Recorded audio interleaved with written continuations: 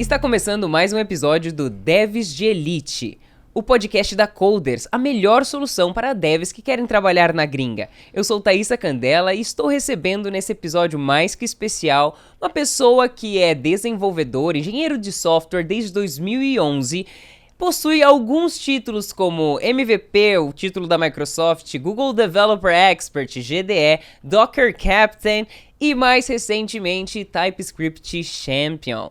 Além disso, é morador das terras de menos 40 graus na Suécia. Lucas, seja muito bem-vindo. Muito obrigado pelo convite. Eu nunca tinha pensado nisso, né? Menos 40 graus. É bem friozinho lá, né? Realmente. Só um pouquinho.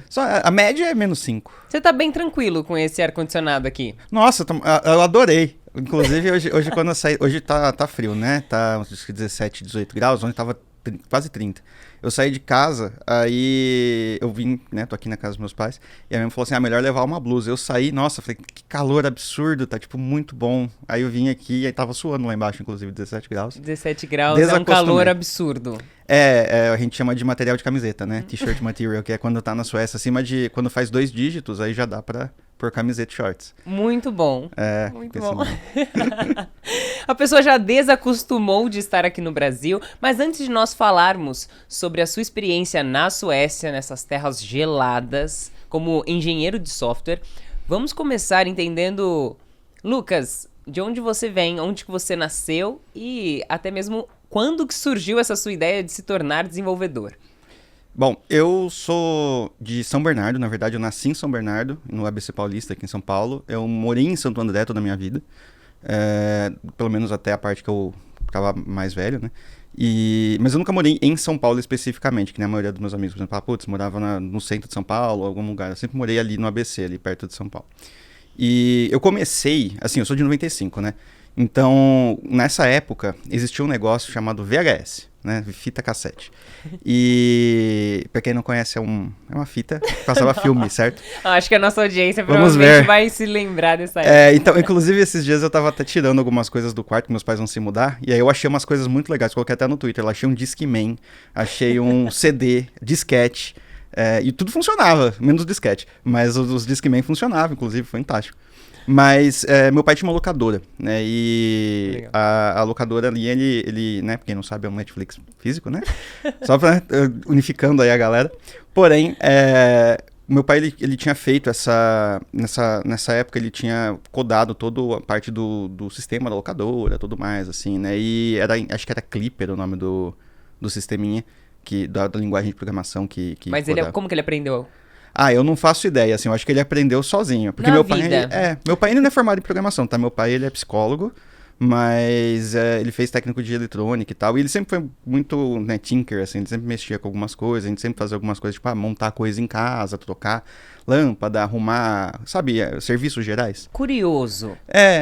Eu sempre tava junto, assim, né, ferramenta, arrumando coisa e tal, e eu sempre gostei de ver como as coisas funcionavam, assim, e aí, acho que foi meio que por isso, eu ficava bastante tempo na locadora, porque eu ia na escola, voltava, ficava lá, e quando eu vi, ele sempre codava alguma coisa, tinha na época o Excel, né, bom, até hoje o Excel, mas ele ficava lá olhando, tal, mexendo nas planilhas dele lá, e eu acho que foi assim que eu comecei a gostar de computador. Eu tinha uns 4 anos, eu acho, e acho que o meu primeiro programa, a primeira vez que eu sentei num computador, eu tinha uns 5 anos, e eu comecei a escrever alguma coisa lá que eu nem lembro, acho que era um scriptzinho do Windows Batch, né, do ponto .bat, do MS-DOS, que falava oi.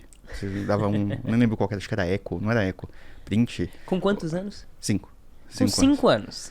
Eu tinha 5 anos, acho, quando eu fiz isso. Aí eu virei um pesadelo pra minha mãe, né, porque eu só queria ficar no computador, eu não queria sair do computador pra fazer nada, joguinho o tempo inteiro, tal, eu virava assim, eu ficava o tempo inteiro ali querendo ficar no computador. Então, eu tinha datas, tinha horas que eu podia ter no computador, tipo, estipulamos horários específicos pro computador, sabe? E foi assim que eu comecei a gostar muito de programação, tipo, de codar, de fazer as coisas, né? O seu lazer estava em mexer no computador. Assim, eu nunca fui uma pessoa extremamente sociável, né? Continua não sendo, né? Pois é, eu melhorei muito, hein? Mas naquela época eu era mais introvertido. Eu ficava muito em casa, grande parte da galera que eu conhecia. Não tinha internet, né? Era tipo, você tinha a gente tinha uma internet de escada lá, acho que era 56K, aquela que fazia barulhinho e tal. Mas não tinha, um MSN, não tinha nada disso naquela época. Era tudo, tinha um IRC, mas eu não podia usar, né? E quando eu ficava em casa, assim, não saía muito, eu ficava usando o computador, ficava mexendo no computador, ficava fuçando. Nossa, eu quebrei vários computadores, porque assim, eu ia fuçando nos arquivos e deletava as coisas que não podia deletar, e o computador travava, essas coisas, nossa, pra ficar puto comigo. E aí, um dia, depois de muito tempo, acho que eu tava lá no terceiro, quarto ano, ele conseguiu um computador, meu pai ele trabalhou num colégio, né? E ele conseguiu um computador usado do colégio, era um PC aqueles brancão que tinha capinha, sabe? Que você põe a capinha em cima. E ele me deu esse computador. E aí ele ficava numa mesa que ficava lá no meu quarto. E assim, ele era horrível. Ele era o computador mais básico possível que tinha. Era um negócio, mas eu adorava aquele computador. Eu ficava dias. Você lembra qual que era o sistema operacional, né? Era o Windows 98. Começou com 95, aí a gente viu que dava pra rodar 98. Aí colocamos Windows 98. Mas ele era na época, era um processador Celeron D. Ele tinha 500 MHz de clock. Hoje, pra você ter uma noção, um processador mais fraco você tem tipo 2.5 GHz. Então é tipo mais de 1000 vezes mais do que o que eu tinha. Mas na época aquilo era... não era o top, né? Porque tinha o Pentium 4. Pô, o Pentium 4 era bom. Mas eu lembro que a gente tinha... Esse computador ele tinha 64 MB de RAM. 64 megas. E ele tinha um dos maiores HDs da época, que tinha 5 GB.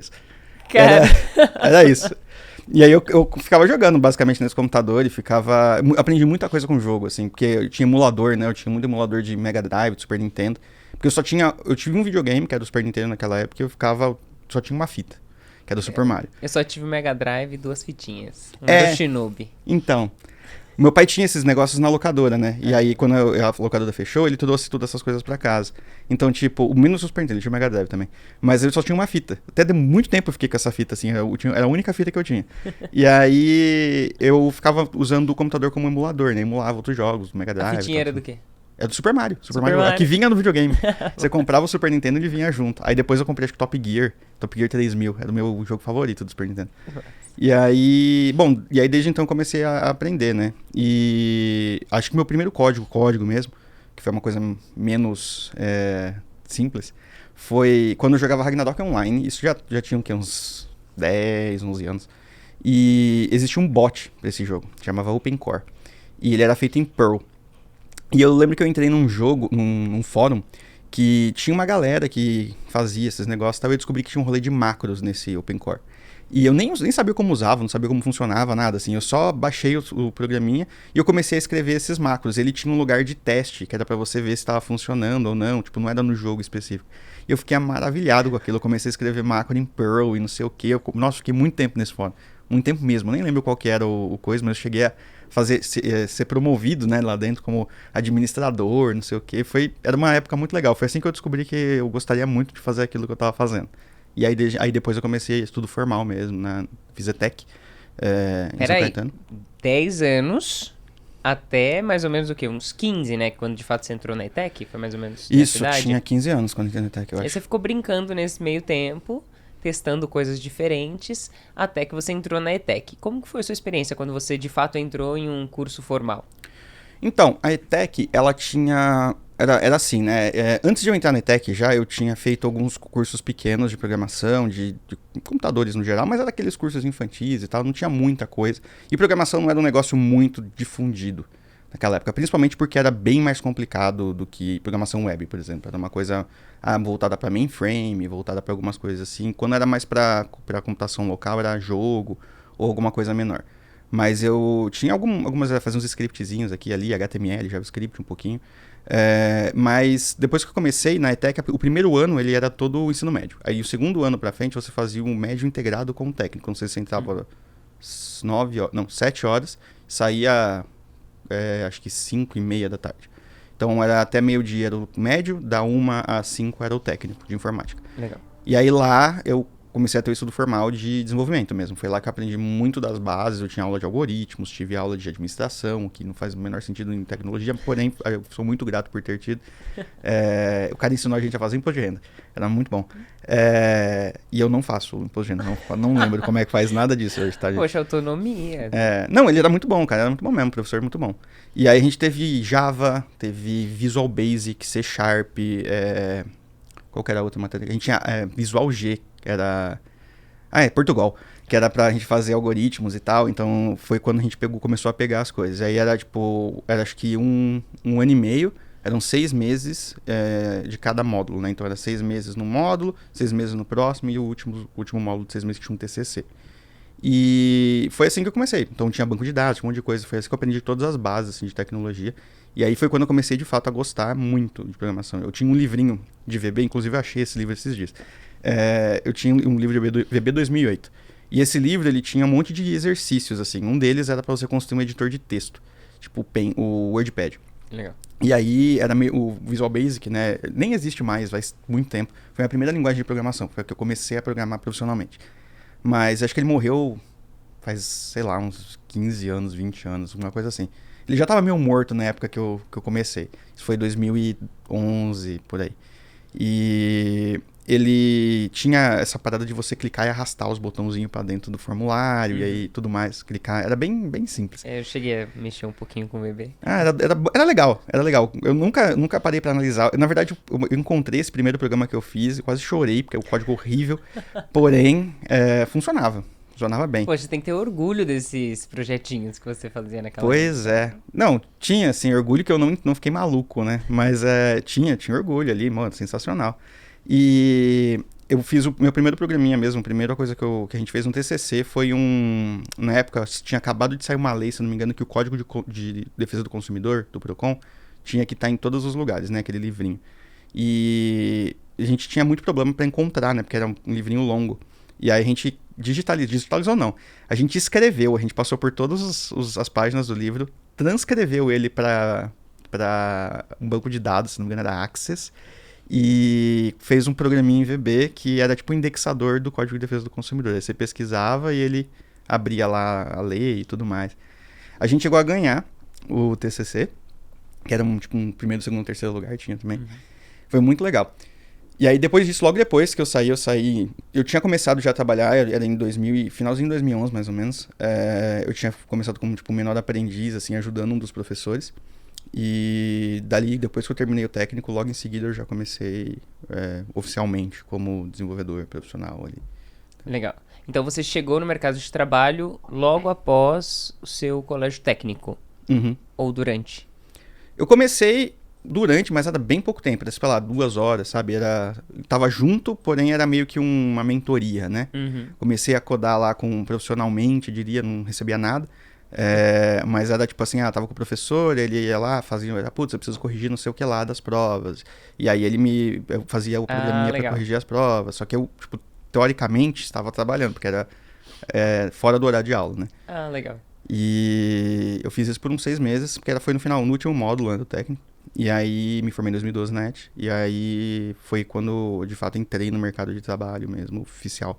Legal. Real oficial. Parece um pouco a minha história, porque eu fiz monitoria no último ano do técnico, então eu trabalhava dentro da escola. Muito parecido com o que você mesma coisa. Fazendo. Legal. Mesma ideia. Então você entrou no mercado de trabalho, e aí, pra você, segundo aquilo que você já tinha tido de experiência, criando seus projetinhos... aprendendo a parte teórica, criando seu TCC, fazendo alguns projetinhos para o professor. Agora você estava, então, diante do mercado de trabalho, onde as coisas são relativamente diferentes de você simplesmente sentar na frente do computador e construir um projetinho que deu na tua telha, né? Agora você estava dentro de um produto, imagino, ou um projeto, ou numa empresa que prestava serviço para outras empresas. Qual foi esse primeiro impacto de você no mercado de trabalho? Quais as diferenças em relação àquilo que tinha na sua cabeça da realidade em si? Eu tentei transformar aquilo que eu tinha na minha cabeça na realidade. Talvez não devesse ter feito isso, mas a empresa que eu comecei a trabalhar foi um professor que um dia ele foi lá durante o último ano e ele deu uma palestra. E aí, na época, inteligência artificial a palestra. E ele mostrou lá um cachorrinho da Sony, se eu não me engano, que você falava senta, ele sentava, era isso, era inteligência artificial. Mas era muito bom, acho que eu não lembro o nome dele, mas se procurar, é um cachorrinho lá de coisa. E aí ele contratou eu e mais... Quando eu entrei, ele ia contratar 2 pessoas de lá, no final só fui eu, mas era uma empresa de consultoria. E a gente começava a trabalhar com vários projetos. A gente tinha um projeto lá que era de créditos de carbono. E eu nunca cheguei a trabalhar nesse projeto especificamente, porque era um projeto que já estava lá rodando. Mas eu fazia todos os outros projetos, porque tinha 2 devs que faziam só esse. E aí todos os outros que iam entrando, acabava indo para mim. Que era... Um que eu não lembro de todos que a gente tinha, mas não era só projeto de desenvolvimento. Então, tipo assim, a gente tinha projeto que era para testar softwares, testar hardware. Então a gente recebia tipo uma pilha de notebook. E aí tinha que testar um monte de coisa. Era pra revista, sabe? Essas revistas de teste de computador. Aí eu lembro claramente do dia que a gente teve que testar o som. E aí a gente teve que deixar uma música do Babado Novo, sei lá, rodando em loop o dia inteiro, até a bateria dos notebooks acabar. Eram 12 notebooks tocando Babado Novo o dia todo. E até acabar. E quando acabava as baterias, a gente grava, graças a Deus, assim, o negócio tava acabando, sabe? E aí a gente teve que fazer a mesma coisa com vídeo, então a gente fazia uns benchmarks. E era uma empresa super pequena. E eu lembro que o meu último projeto lá foi um servidor de e-mail. Porque qual que era o rolê? A gente tinha que receber umas notas fiscais dos clientes. Eles lançavam as notas e eles mandavam essas notas fiscais por e-mail. E aí eu pegava essas notas fiscais, lia no e-mail deles, né, o XML, extraía todos os dados, salvava e mandava de volta para eles a nota fiscal, tipo um PDF, né? Finalizado, e salvava o resto da nota no sistema, do crédito de carbono. Como que você fazia a leitura da nota fiscal? Era um XML. Da Fazenda, né? Era um XML. E eles mandavam um XML pra mim e eu lia lá a nota fiscal. Eles podiam mandar. Quando eu saí, a gente tava tentando estudar OCR, né? Então, eu imaginei. Quando você falou a gente lia a nota fiscal, eu falei, nossa, então usava visão computacional, OCR. Na época tava bem começando isso, assim, pegar o jeito, mas só que era muito ruim pra gente usar, porque cada um tirava foto de um jeito da nota fiscal. Os celulares não tinham tanta resolução assim. Então, foto VGA de nota fiscal não era muito boa pra ler, era bem complicado. Mas aí a gente resolveu fazer só nota fiscal eletrônica. E aí aí funcionou, tipo assim, eu criei um servidor de e-mail, que na verdade ele não era bem um servidor de e-mail. Ele conectava com o servidor da Google, do Gmail, via, sei lá, SMTP lá, e IMAP, eu acho. E aí baixava os e-mails, e eu lia todos esses e-mails, e pegava as notas e depois movia eles de volta. Então, tipo, eu basicamente lia o que estava no e-mail da Google, porque eu não queria criar um servidor novo. Ele rodava no computador do dono da empresa, e aí de vez em quando ele esquecia, fechava o computador e ia embora, aí acabava o sistema. E aí tinha que esperar no outro dia ele voltar. E eu lembro que o mais legal foi que, tipo assim, como eu não podia levar o meu computador pra fora, pra casa, era daquele all-in-one, né, que é só a tela. Eu codei nesse sistema um negócio para eu poder controlar ele remotamente.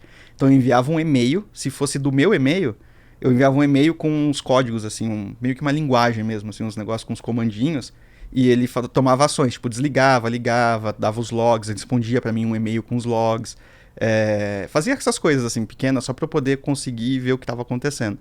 E aí eu lembro... um TeamViewer... basicamente. TeamViewer, você tá sendo gentil.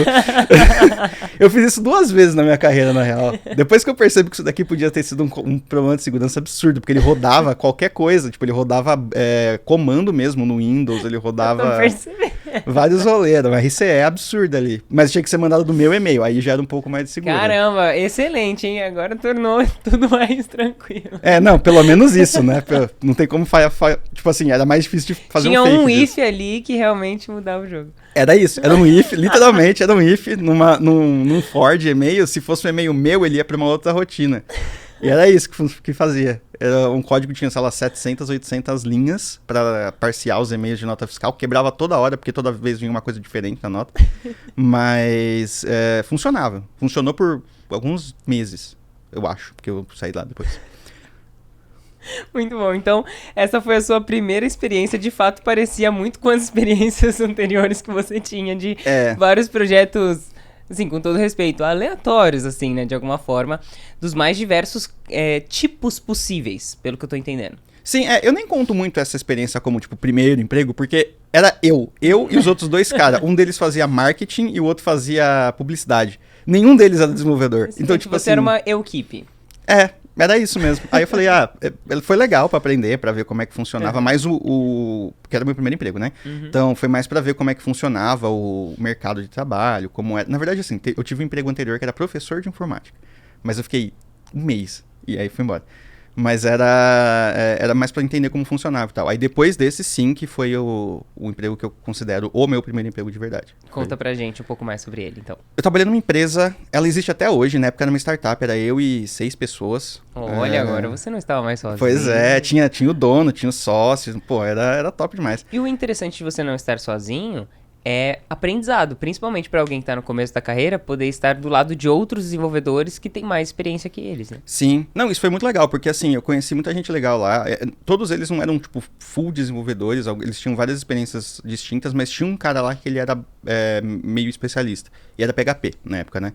Então, eu não sabia PHP, eu sabia VB, era a única linguagem, sabia C Sharp também, mas era, tipo, as únicas 2 linguagens que eu sabia. E VB morreu, ficamos no C Sharp, né? Isso foi útil pra mim depois. Mas eu entendo essa empresa, ela é uma empresa que faz ERPs. Ela fazia, na época, quando eu entrei, ela fazia um ERP pra indústria. E eu entrei pra gente construir o sistema hospitalar, era um ERP hospitalar. Hoje acho que ela só faz ERP hospitalar.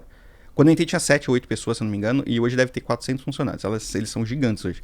Legal. E foi muito massa, porque eu fiquei 5 anos lá e foi onde eu de fato aprendi o que é ser desenvolvedor profissional. Porque a gente tinha como fazer mesmo, isso já era o quê? 2013, fiquei 3 meses nesse primeiro emprego, né, nessa primeira experiência, depois eu fui pra lá. A gente já tinha coisa de teste, teste não, né? A gente tinha um pipeline.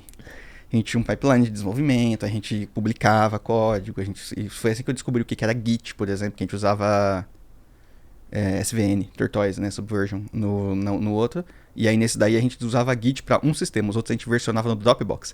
A gente fazia um zip da aplicação e jogava no Dropbox. Ponto final. Não, era isso mesmo, era o nome do sistema, ponto, V e a data de hoje, tudo junto, né? E aí todo dia tinha um novo arquivo lá. E aí quando acabava o espaço a gente deletava o primeiro e fazia o próximo. Era isso. Esse era o versionamento da coisa. E foi assim por muito tempo. Caramba. Eu fazia isso durante o período técnico ali, quando a gente tinha vários projetos, a gente subia pastinhas um pro outro com um ponto final, e aí não era o final, daí a gente colocava ponto final 2. Final agora vai. Não, então, esse daí a gente até entendo hoje por que a galera não usava, porque a gente usava um sistema de desenvolvimento rápido lá que é tipo um low code. Só que toda vez que você compilava, ele gerava um código ofuscado e ele mudava tudo.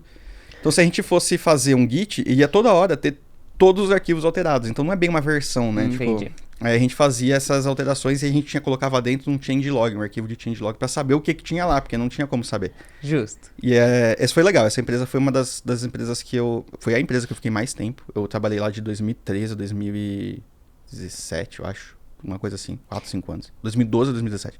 Legal. E quando eu saí, a gente já tinha feito... Aí foi onde eu aprendi infraestrutura, onde eu aprendi REST, por exemplo, onde eu aprendi SOAP, que eu espero que ninguém use mais.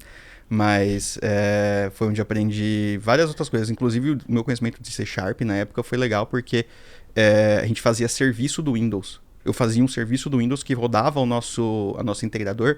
A gente tinha que colocar um integrador. Um cronzinho. Era tipo um cron. Só que quando você rodava no Windows não tem cron, né? Tipo do Linux. Sim. Então você tinha que criar meio que um serviço, ou não tinha, né? Não sei se hoje tem. Mas você tinha que criar um serviço pra rodar e ele ficar, né, criando esses negócios. E aí eu fiz assim, vou give it a shot, né? E aí eu fiz e funcionou. Eu falei, nossa, tô surpreso.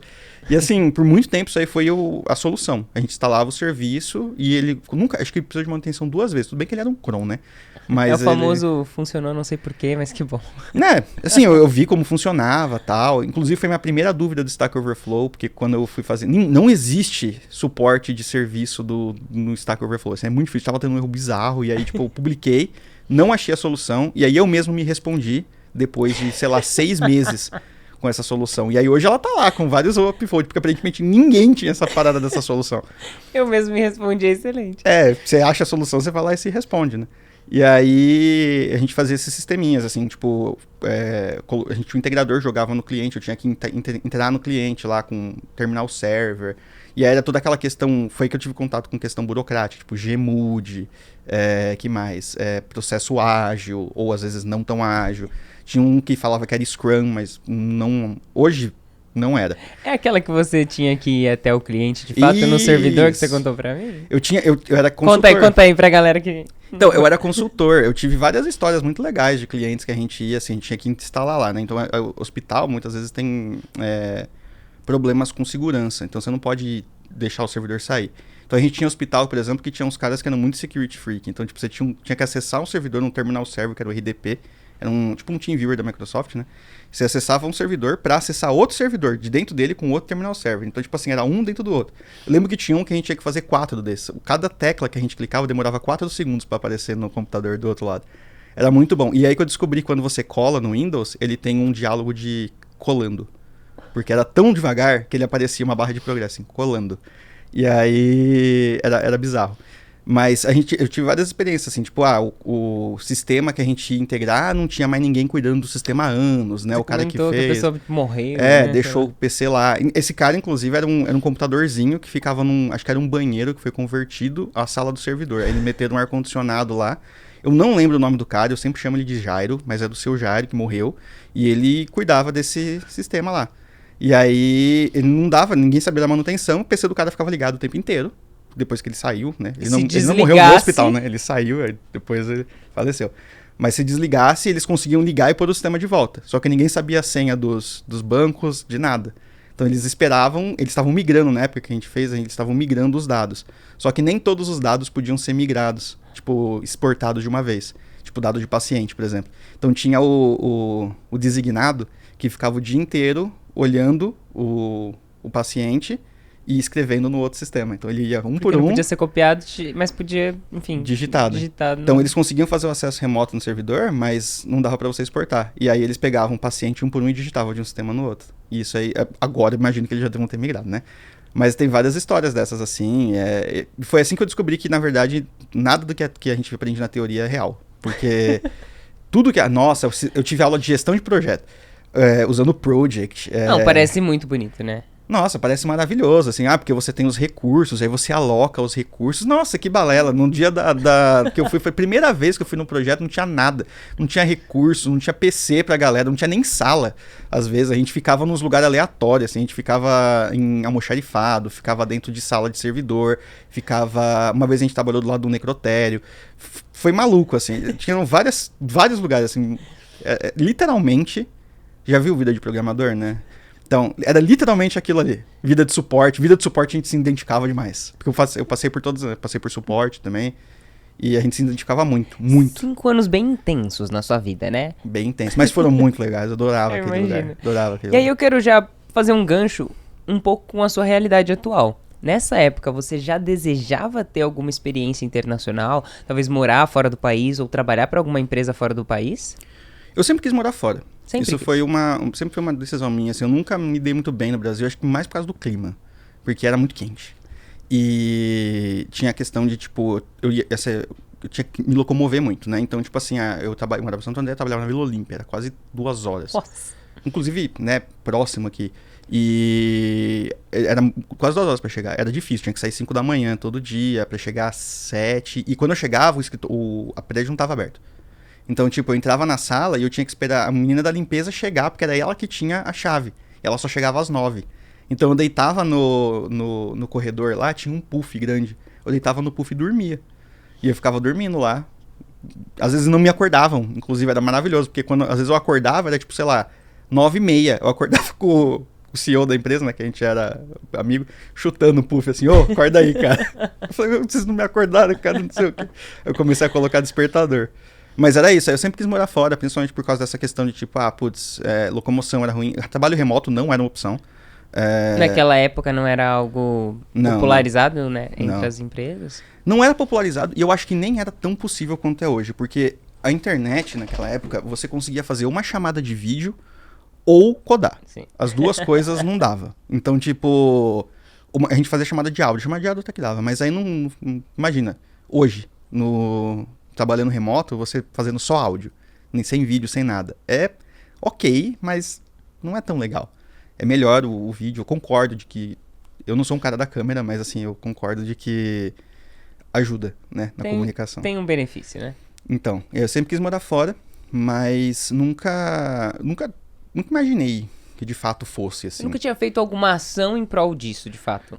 Assim, eu sempre fui trabalhando, mas eu nunca procurei, assim, né? Aí um dia, eu acho que, bom, não sei se a gente vai entrar nisso agora ou depois, mas um dia eu resolvi procurar. Um amigo meu falou assim, por que você não começa? Porque se você não começar, você não vai. Nisso você estava nessa empresa ou você já estava em alguma outra? Não, eu demorei bastante pra conseguir ir começar a procurar mesmo. Porque depois dessa empresa, eu comecei a trabalhar em startups, né? Ok. Então, eu defino startup, eu não sei qual que é a definição oficial de startup, mas pra mim, startup é o seguinte, é uma empresa que não tá dando lucro e você precisa de VC. Então, Não você precisa tá dando lucro. Você precisa de funding, né? Então, você precisa, enquanto você estiver recebendo o funding e você não tá dando lá o lucro, não dando lucro, mas tipo, se mantendo, né? Pra mim é uma startup ainda. Entendi. É uma definição interessante. Nunca Certo. tinha ouvido essa definição. E aí eu não considero essa primeira empresa que eu tinha como startup, porque eles não tinham funding. Eles eram, tipo, fundados na raça mesmo. Os caras começaram com o dinheiro que eles tinham. Com o capital deles. Isso. E aí ela começou a dar dinheiro, de fato, e se manter ali. Isso, porque é o que eu sempre falo, né? Morrer de fome é um grande motivador pra você fazer as coisas. Por que você trabalha? Porque eu não quero morrer de fome. Então. É isso. Eu sempre fui muito apaixonado em não morrer de fome.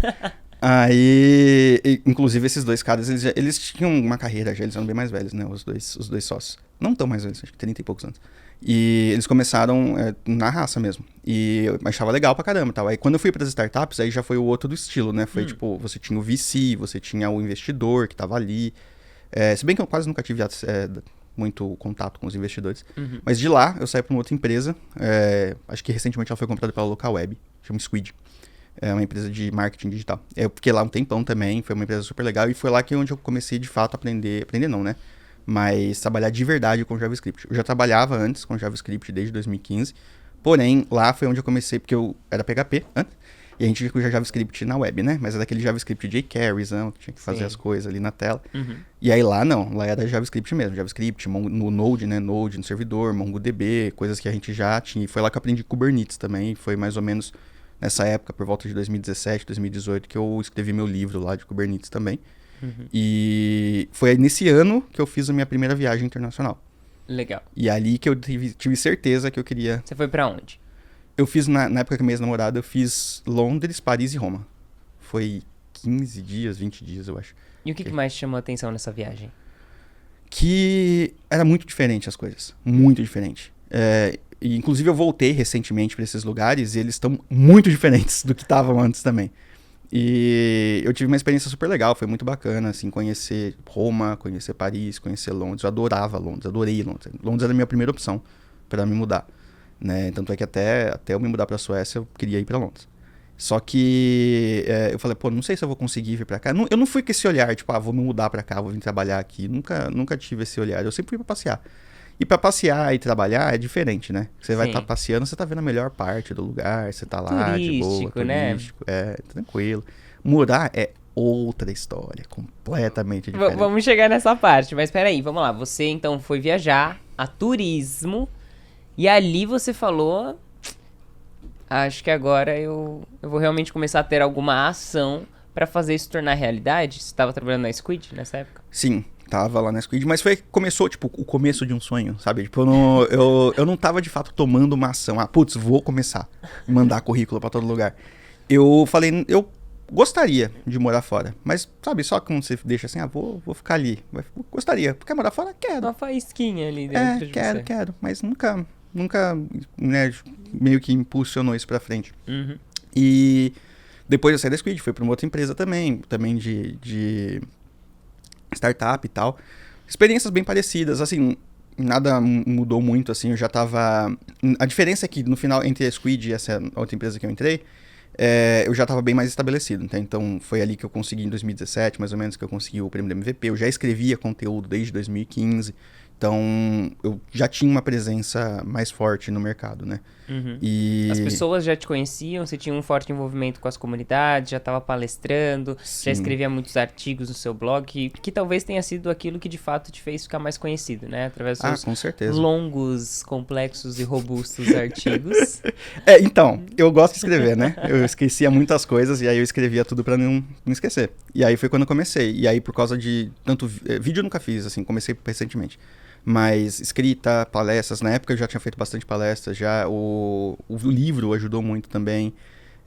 eu acabei ficando... a comunidade, né? NodeBR, o TypeScript Brasil também. Na época o Vue.js Summit... Não, o Vue.js SP e o JSSP também. Nossa, é muita sigla. Não, o Vue.js Summit, você de fato estava lá. Eu estava né? lá, estava com você, todo mundo estava lá. Mas eu organizava muito meetup, estava muito em contato com a comunidade, né? Isso foi o que mudou de um lado para o outro, assim, conforme eu fui crescendo nessa parte. Mas eu sempre fui desenvolvedor. Eu sempre fui como dev, júnior, pleno. Nessa época eu já estava como sênior, mas era júnior, pleno e sênior. Eu nunca quis ser gerente. Eu não quero ser gerente. Um adendo, que uma das coisas que o Lucas... Nós somos amigos, né? Há muitos anos. E aí, recentemente, a gente conversou. O Lucas vira pra mim e fala assim... Eu não sou empreendedor. Eu sou engenheiro. Pois é, cara. Tem todo esse rolê. Eu não tenho que aprender. Eu nasci pra isso. Negócio de negócios. Conversar e... Marketing. Nossa, marketing é péssimo. Vocês devem ver isso, que eu sou péssimo no marketing. Tudo que eu faço de marketing, provavelmente não sou eu. Tá? Então, tem todo esse rolê. Mas assim, eu aprendi muita coisa sobre, principalmente nessas empresas menores de startups, que a gente estava muito perto dos donos, dos negócio sócios. em si, né? O dev dentro de um ambiente startup, ele não tem muito pra onde correr, ele tá mais ponta a ponta naquilo que é desde da concepção da ideia até a entrega de fato pro cliente, né? Isso, e isso é uma coisa muito legal, assim, eu acho que todo mundo que tiver a oportunidade de poder ir até o lugar onde você está implementando. Porque qual que é o grande problema? Você cria um sistema, você nunca vê ele sendo usado, né? A gente fez, nessa empresa, a gente tinha um projeto de consultoria. E aí a gente implementou um sistema para uma empresa de injeção de plástico. Eles faziam embalagem, né? Embalagem plástica. Eu nunca vi um negócio desse na minha vida. Tipo, eu nunca tinha visto isso na minha vida. Eu achava que as embalagens plásticas eram derretidas no molde e tal, as bolinhas. Mano, era muito legal. E aí a gente fez tudo isso em JavaScript. Não, bonitão, criamos uma arquitetura e tal. Tecnicamente foi... top. Seus projetos são bem fora da caixinha. Eu trabalhei em empresas tipo iFood, sabe? Tipo... então, eu nunca tinha trabalhado numa empresa grande, né? Então, tipo assim, esse foi o rolê. Até então, né? E aí, eram uns projetos pequenos, uns lugares aleatórios, assim. Era em Morungaba isso. Nem sabia que essa cidade existia, mas tá ali, é bem perto de São Paulo. E a gente foi lá um dia. A gente foi lá pra implementar um negócio mesmo. Aí a gente chegou lá, tinha a galera da TOTOS e tal. Isso me lembrou da época que eu fazia implementação em hospital. Mas era tipo, foi isso, a gente chegou lá, fazer a implementação do sistema e a gente viu a galera usando o sistema. Isso é muito legal, porque você vê como a galera usa e é completamente diferente de como você imaginou que eles fossem usar. Mas convenhamos, dev em geral não se importa muito com o usuário, né? Ele tá em geral ali com código, qual a linguagem, qual a arquitetura, qual a cloud e pouco se importando. E isso é muito bacana você trazer, porque hoje a gente tá num momento onde a gente precisa de profissionais que sejam mais eficientes. Querendo ou não, os times estão enxugados, então toda a empresa espera que esse dev ele tenha mais atuação. Até mesmo naquilo que tange o produto, o negócio, né? Uma percepção maior daquilo que vai além do código.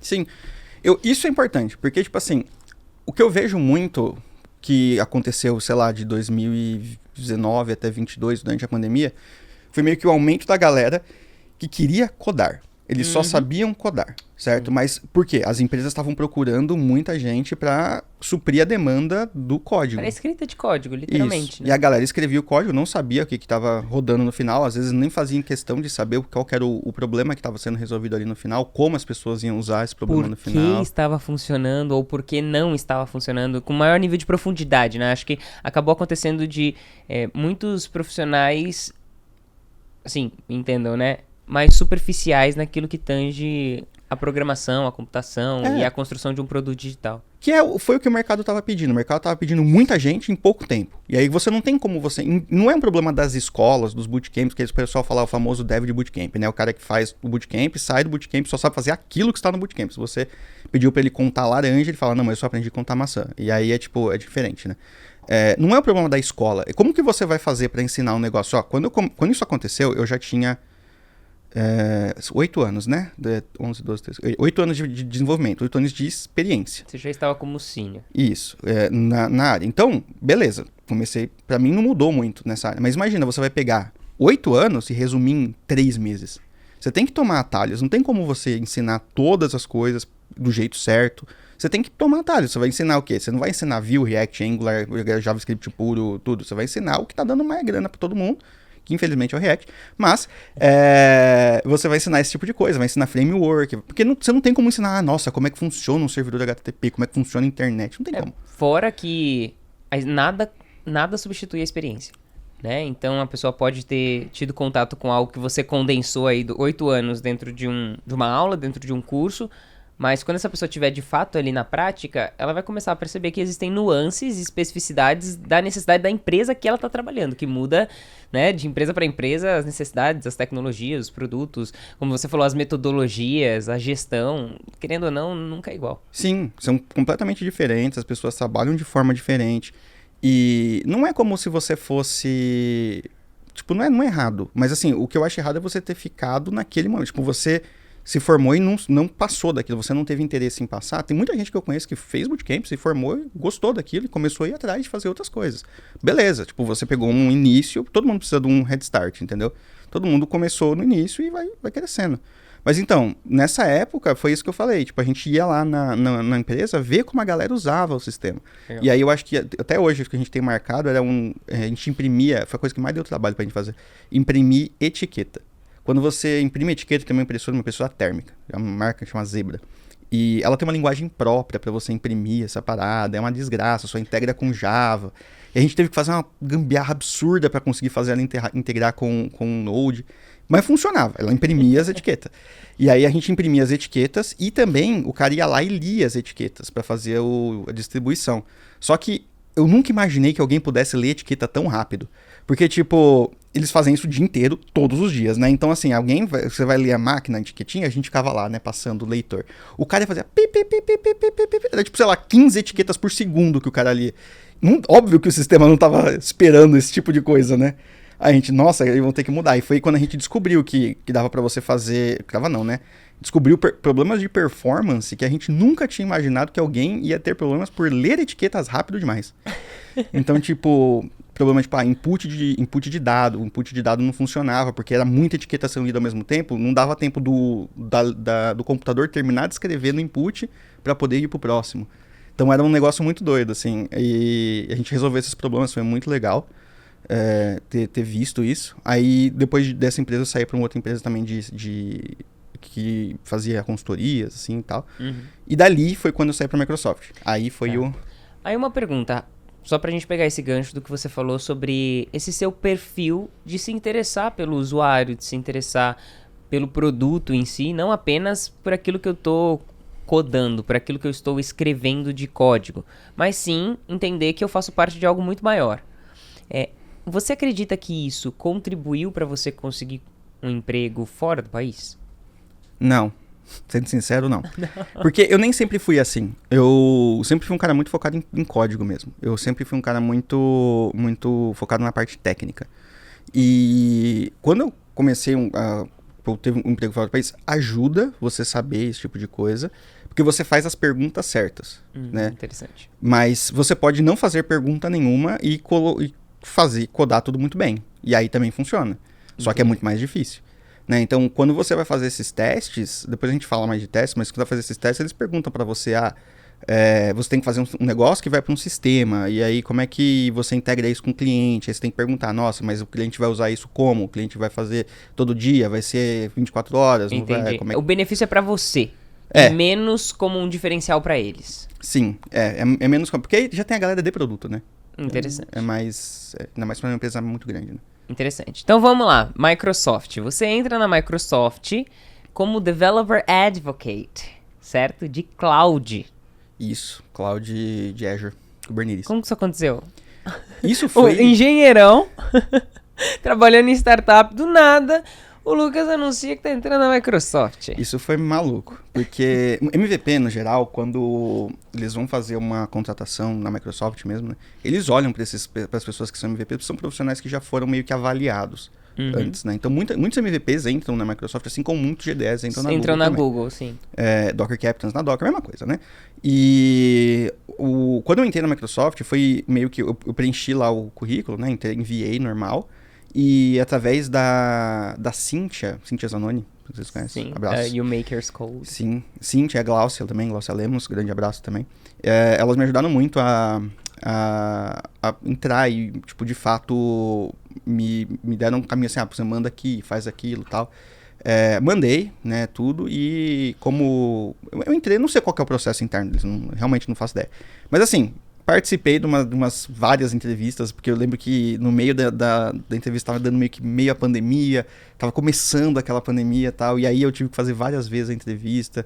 Aí o time que eu ia entrar, como demorou demais, a vaga saiu, aí fui para um outro. Acho que eu pulei de 5 times, assim, tranquilamente, antes de ter caído no time que eu caí. Mas já seria como Developer Advocate, não era como engenheiro em nenhum momento? Não, nunca foi como engenheiro. Eu, na época, nem sabia que era Advocate, tipo, era uma parada super nova. Teoricamente, assim, sendo... nova aqui no Brasil, né? Nova no Porque Brasil. lá fora é bem consolidado, né? Sim, lá eles chamavam de outra coisa, era Evangelist. Evangelist. Que era evangelista, não sei o quê. Mas era um pouco diferente de evangelista, porque Advocate, você tinha que ser técnico, você tinha que fazer coisas, você tinha que codar. Eu não fazia só palestra, só coisa, eu tinha que codar, eu fazia muito aulas de Kubernetes. Até aquele momento, eu nunca tinha visto a Microsoft usar o título Advocate. Eu sempre vi Evangelist, porque de fato conceitualmente existe uma diferença entre os dois papéis, né? Aí você pode me dizer se é isso mesmo, pelo menos dentro da Microsoft, mas no Google, o termo evangelista é muito mais no sentido de evangelizar mesmo, um papel quase que como de venda. E o advocate é muito mais representar a comunidade dentro da empresa e quando está no meio da comunidade, representar a empresa, representar o produto, coletar feedback, ensinar as pessoas a usarem a tecnologia e muito menos, tipo, evangelizar as pessoas. Porque o rolê do... Eu tenho até um vídeo disso no canal, acho que foi o primeiro vídeo no canal. O rolê é que o advocate, ele não tá vendendo, ele não pode vender. Porque ele é a ponte entre o desenvolvedor, né, o dev, e a empresa. Uhum. E a gente tem que ser direto mesmo. Se eu achava uns negócios que era ruim, eu falava que era ruim mesmo. Tipo, não tinha essa. E eu não representava um único produto. Eu representava uma classe de produtos dentro da Azure. Eu poderia, inclusive, fazer advocacia de qualquer outro coisa. Eu não era do time de JavaScript, mas eu podia fazer advocate de JavaScript. A galera do time de JavaScript vai ficar muito bravo comigo. Mas eu poderia. De TypeScript, por exemplo. Isso não tinha, infelizmente. Sério? Era tudo da galera do JavaScript no mesmo time. Só que era dividido, né? Os assuntos e tal. Então a galera às vezes fazia dava um overlap, assim. Então era eu tinha que deixar a galera da par. Mas, no geral, grande parte do meu trabalho na Microsoft foi... Eu dava muita aula inclusive, fiz um curso de Kubernetes que tá no meu canal, que foi publicado no Channel 9, que na época era tipo um YouTube da Microsoft, assim. Aí o Channel 9 foi desativado, eles deletaram tudo, né? Deletaram todos os vídeos. Aí um aluno gravou esses vídeos e me mandou. E aí eu subi eles todos no meu canal. Infelizmente não tem mais os exemplos, as coisas que eu usava não tem mais, mas o curso inteiro tá lá. E era isso que eu fazia, tipo, você tinha que codar os exemplos, achar bugs nas ferramentas. Então, por exemplo, o Teams a gente usou no Alpha, o Teams novo a gente também usou no Alpha. O Copilot a gente usava no Alpha. Então a gente sempre pegava as coisas bem, bem cruas, assim. Antes até do lançamento? Bem antes do lançamento. Acho que quando o Copilot foi lançado, eu já estava usando o Copilot fazia pelo menos 6 meses. Legal. Era muito massa, assim, porque quando funcionava, ele funcionava bem. Mas às vezes ele dava uns pau absurdo. Mas tudo bem, é Alpha, né? Então... Acho que o mais legal, na minha cabeça pelo menos, é que quando saía de fato para os desenvolvedores utilizarem, você sabia que você tinha alguma culpa do negócio não ir tão zoado. Sim, não, era muito massa, porque você conseguia pegar e dar feedback mesmo, e a galera às vezes colocava feedback, tipo, acho que se eu não me engano teve um cara que colocou lá um feedback do Teams, eles até tiraram umas coisas do Teams que tinha antes, pra colocar essas feedbacks. No Teams podia ter testado melhor, né? Brincadeira. Eu não vou nem entrar no mérito do Teams, porque... Agora você não tá mais na Microsoft, eu posso falar do Teams, então, de boa. Eu também não sou um grande fã. A gente não era um grande fã, ninguém era muito fã do Teams. Eu não sou nada fã do Teams. É que a versão nova é boa até. A versão anterior... Acho que eu não cheguei, então, a utilizar essa versão. A versão anterior era sofrível. Mas, assim, são gostos, assim, né? Eu até hoje não sou um grande fã do Teams, mas usa e tá lá. É uma ferramenta, é boa, mas tem que ter perseverança. Paciência. Pra usar ele, Mas, então, aí a gente fazia esses cursos, fazia essas coisas. Eu palestrava muito nos eventos da Microsoft, o Build, o Ignite. porque a gente tinha que fazer essas palestras e tal. Uhum. Tinha que ir lá, por exemplo, na Azure e mostrar como o produto funcionava. Então, tipo, vai sair uma coisa nova na Azure. A gente ia lá, fazia um monte de documentos sobre isso. Aí quando saía, a gente já tinha um monte de documentação feita. E outra coisa que era legal é que a gente podia fazer, tipo, hoje acho que chama Microsoft Learn. Na época era do Docs, era Microsoft Docs. Mas aí mudou para Microsoft Learn depois. Aí, tipo, eu tenho vários cursos lá, inclusive, do Microsoft Learn, que eram, tipo, tutoriais, assim, como que você cria um cluster, como que você não sei o que lá. E usando mesmo a ferramenta, criando coisas, usando mesmo, né? Fazendo a parada funcionar. Então era legal para mim, porque você aprendia sempre uma coisa nova, né? Mas o que eu não gostava do cargo de advocate é que, por mais que você aprenda uma coisa nova todo dia, você nunca tá no mercado. Você não tá lá no cliente, entendeu? Você não tá vendo a galera usar aquilo. Você não tá fazendo como é que eu posso dizer? Por exemplo, eu tô fazendo exemplos, tô usando Kubernetes, mas eu não tô usando o Kubernetes em produção. Entendi, você não tem de fato uma aplicação rodando, onde você tem, sei lá, várias porradas no servidor. Você pode simular, mas não é a mesma coisa. Não é a mesma coisa. Não é a mesma coisa de um uso real. Então, isso pra mim era o que me fazia falta. Eu gosto de produto, eu gosto de trabalhar em produto. Então, foi o que me fez falta, assim. E lá foi quando eu falei assim, eu quero sair do país. E eu entrei lá e falei pra eles, falei assim, um dos objetivos que eu tô entrando aqui é porque eu quero sair do país. E todo mundo falou, beleza, só que aí entrou a pandemia, né? E ninguém saiu do país. Inclusive, alguns ficaram presos dentro do país. Mas, porque existia essa possibilidade de remanejamento, né? De uma pessoa que tá trabalhando aqui ir para Londres. Esse era o objetivo. Eu queria muito ir pra Microsoft de Londres, que fica muito legal lá. Fica em Reading, o nome da cidade. E era uma possibilidade. Muita gente conseguiu ser realocado de um lugar para outro. Não era simples, mas era uma possibilidade. Acontecia. E o timing não foi favorável para você? Não, nem um pouco. Porque quando voltou a pandemia, como a maioria das empresas também fizeram, eles fecharam nessas partes de realocação e tal, porque, né, não fazia muito sentido. E aí não deu. Até mesmo a área de advocate em várias empresas deu uma enxugadinha, né? Sim, eu não tenho certeza se a Microsoft reduziu. Não eu realmente não tenho certeza. Mas não teve layoff nenhum. Sério? Que eu tava lá. Eu não sei se teve depois, tá. Mas até que eu saiba, não teve layoff, assim. Beleza. Agora vamos começar então a entender como foi a sua saga. Porque se você não foi via Microsoft, você foi via alguma outra forma que talvez seja mais próxima até da nossa audiência.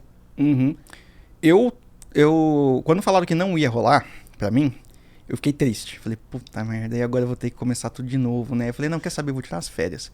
Aí eu tinha um mês de férias pra vencer, né? Tô muito chateado, vou pegar férias. Não, mas foi exatamente foi literalmente isso. Eu falei, nossa, tô triste. Vou ficar triste, sei lá, em algum outro lugar, não aqui, né? Eu lembro. Aí eu fui pra Chapada dos Veadeiros. Falei, não, vou ficar triste lá na Chapada dos Veadeiros. Aí, quem sabe um OVNI me vê, né? Porque lá tem esses rolês dos OVNI. Tá muito legal, gente. Vamos pra Chapada dos Veadeiros, muito bacana. E eu gosto de fotografia. Então o rolê foi que eu fazia um curso de fotografia e a gente foi fazer um rolê fotográfico lá. E aí eu falei, vou ir pra lá, era uma semana e pouco. Fui pra Chapada dos Veadeiros, eu fiquei 30 dias de férias, né? Não fui só pra lá, fui depois pro Canadá também. E voltei. Quase fiquei preso no Canadá. Mas fui pra lá e voltei. Tinha que ter alguma coisa fora do país, né? Eu fui visitar um amigo, né, que tava lá. E eu fui 2 vezes lá fazer essa visita. Uma antes da Microsoft, que tava na pandemia, eu fiquei quase preso no Canadá, porque é o último voo pro Brasil, porque senão eu ia ter ficado lá. Eu ia estar lá até hoje, provavelmente. Mas e outro, quando eu fui lá visitar ele depois. Mas não foi por causa do seu amigo, convenhamos, foi por causa do frio, né? Tenho certeza absoluta. Com certeza, tava -5, falei, opa, é agora. Então, mas aí eu fui pra lá e eu dei muita sorte, na verdade, porque não tem sinal, né, no meio do mato. E aí a gente tava voltando de um rolê, e tava no ônibus, e aí eu recebi um e-mail da Klarna. Klarna é a empresa que eu trabalhava na Suécia, a primeira empresa. O que é a Klarna? A Klarna, como é que eu posso explicar pro brasileiro? Porque é muito comum. A Klarna faz pagamento parcelado. A Klarna é um banco europeu, é a maior fintech da Europa. Ela é uma mistura de Nubank com PicPay, assim. É um treco meio diferenciado. Legal comentar que fora do país não é natural essa questão de parcelamento, certo? Nem um pouco. A maioria da galera faz débito, e isso é chamado de microcrédito, quando você faz parcelamento. E não é 48 vezes, é tipo 3 vezes, com 15% de juros ainda. Já é too much, já, né? Já é demais isso aí. Já é demais. Tem gente que acha que é um puta negócio, assim. Mas em outros países, por exemplo, Estados Unidos, eles dividem por semana, né? Porque o salário é semanal. Então você pode pagar em 4 vezes, uma por semana. Aí não tem juros, né? Mas quando a gente chama de chamava FISC, era Financing, blá blá blá, alguma coisa.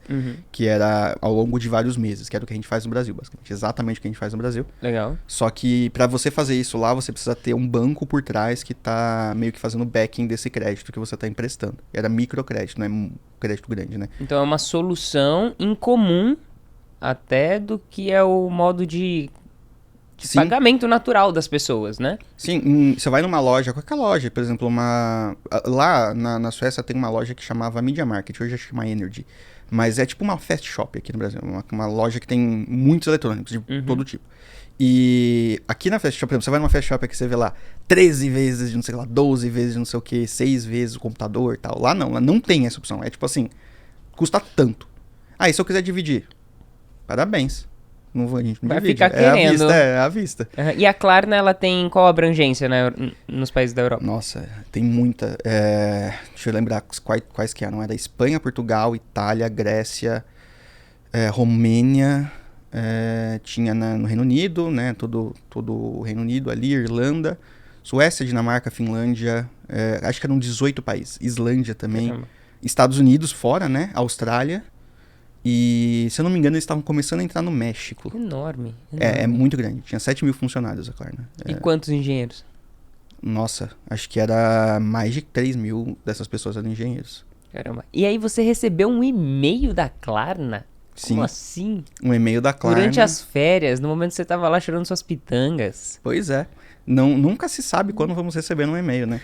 E aí recebi um e-mail. Eu lembro, o título do e-mail era Something New at Klarna. Eu não sabia o que era, eu achei que era spam. E aí eu abri, e aí eu vi que era uma recrutadora falando, eu vi seu perfil, não sei aonde, tal. Achei legal, você tá afim de discutir uma possível trabalho aqui? O que é esse não sei aonde? Onde que ela viu? Você chegou a descobrir depois? Acho que foi pelo LinkedIn. Tipo, ela entrou em contato. Porque depois eu descobri, porque depois eu entrei no processo de... Quando eu estava trabalhando lá, eu virei recrutador, né? Recrutador, tipo assim, entrevistador. Então eu descobri que eles faziam muito LinkedIn searching, assim, sabe? Hunter. Legal. Só que eles eram muito malucos, assim, eles enviavam pra todo mundo. Era muito doido. Inclusive, depois que eu saí da Klarna, eu recebi um convite da Klarna de novo. Entendi, você era mais um nesse pool de devs, de engenheiros que sim. estavam recebendo. E aí? É aquela coisa, né? Eles mandam pra, sei lá, 1000 pessoas na esperança que, tipo, 3, 4, 5 respondam, sabe? É muita nesse rolê.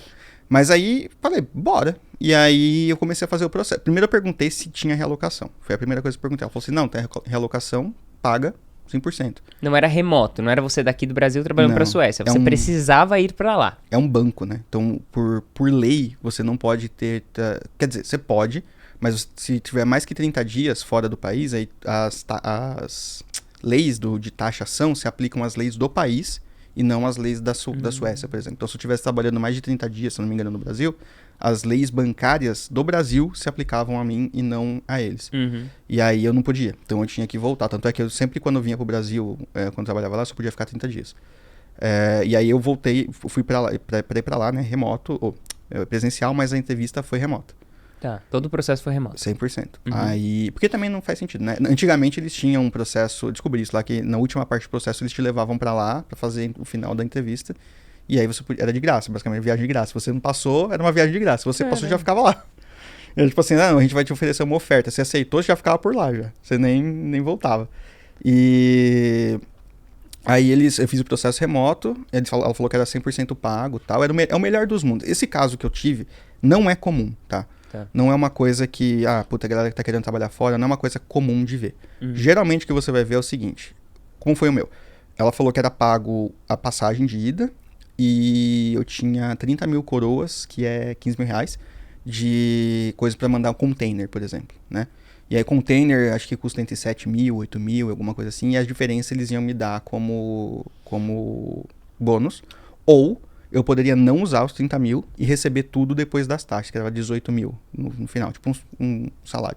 Como eu não tenho nada, eu sou uma pessoa bem... Container é literalmente você levar as suas coisas pra lá. Isso, você aluga um container de navio. Literalmente isso.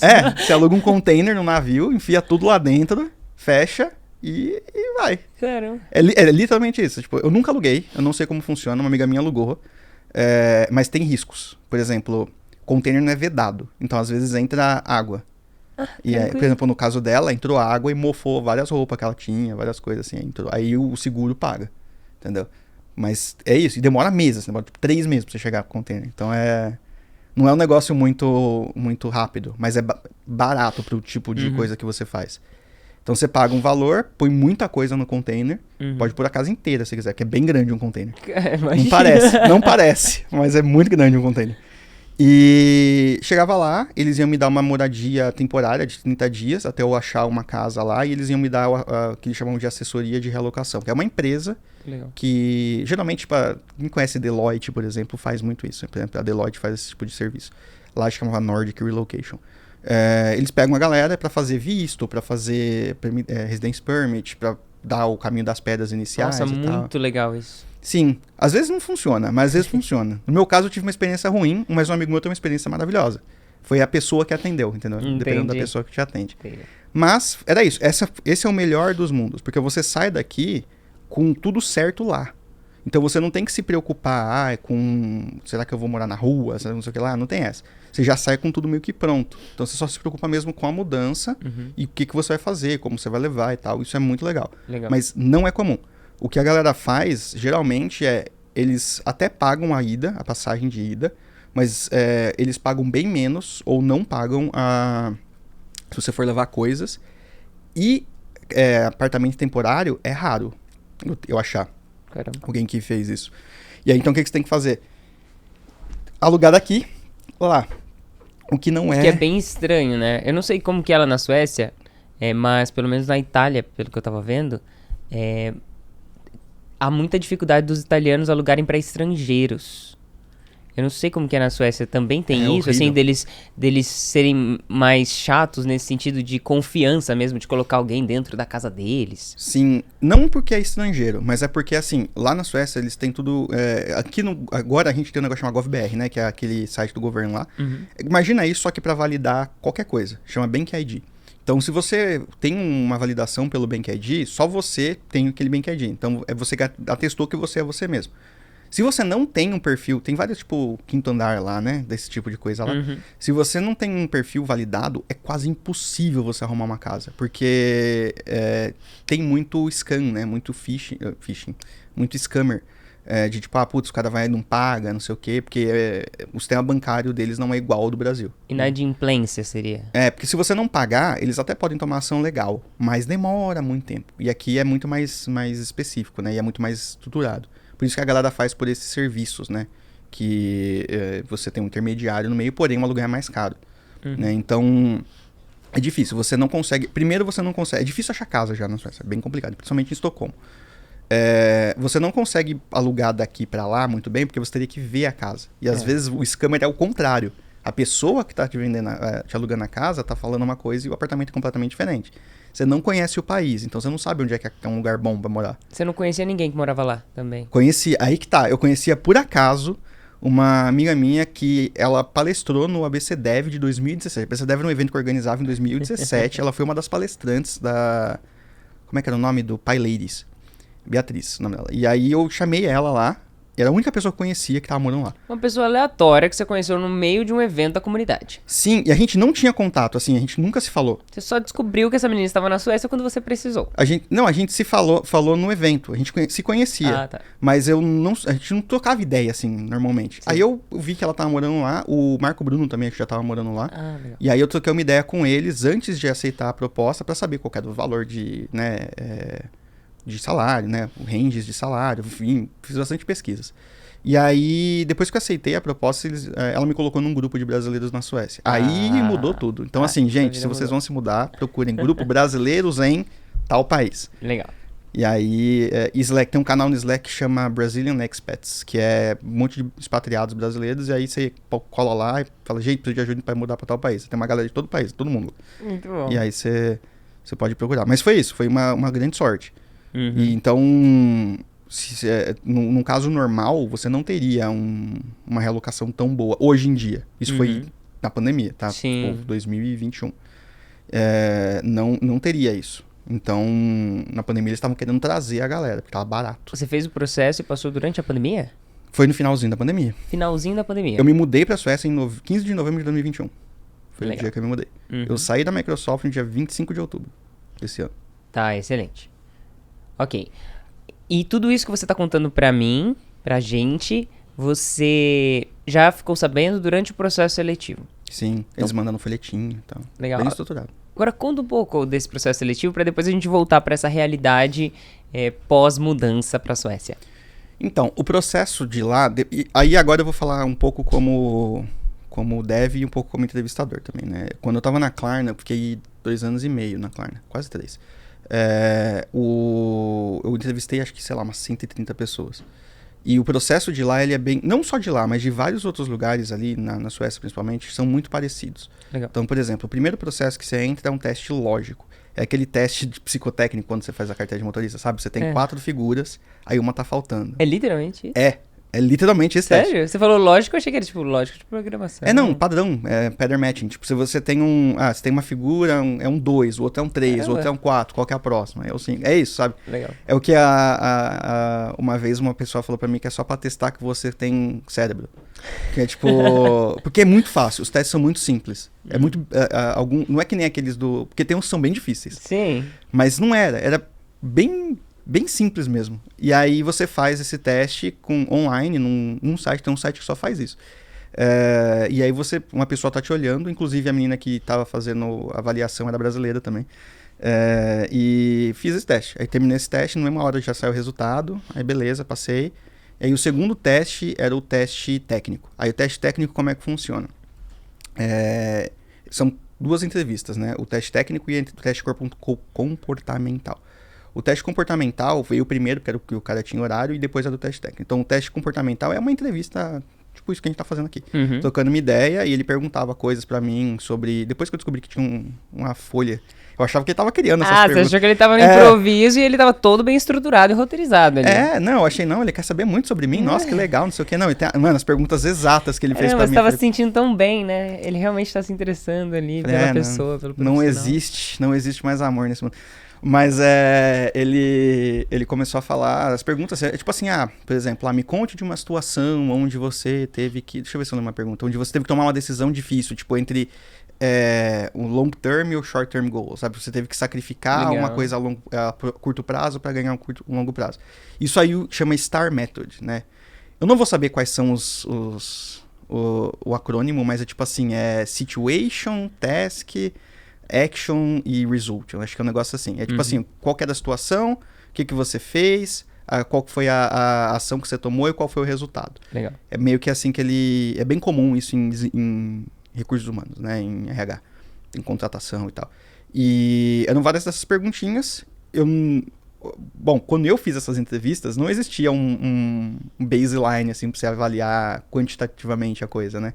Era tipo assim... Cara, foi bom, legal, eu acho que é isso, funciona, eu gostei, mas era, tipo assim, completamente a opinião do cara ali, tá? Que tava entrevistando. E eu acho que teve alguma divergência, porque eu fiz 2 vezes essa entrevista. Então, acho que a entrevista do primeiro cara teve uma divergência com a do segundo, e aí eu tive que fazer ela de novo, porque são sempre 2 entrevistadores. Tá. E aí, dei o teste técnico. Tá, só pra confirmar, eu realmente pesquisei aqui, ó, S de Situation, T de Task, A de Action e R de Result. É isso aí mesmo. Então, é esse rolê. Então, era uma situação, o que você tinha que fazer, a ação que você tomou e resultado. Uhum. Então, se vocês estão prestando pra gringa, usem esse método. Porque isso é um método tanto de entrevista quanto para o entrevistado. É responder a parada. Legal. É tipo, eu acho que esse método ele é muito interessante e é até utilizado pra dar feedback pras pessoas, por exemplo. Pra você não simplesmente chegar falando, tipo, eu participei de um projeto, foi muito legal. Isso. Eu tive um resultado tal. Tá, peraí, mas calma, me contextualiza um pouco mais. Qual foi a sua participação? Como você impactou no resultado, né?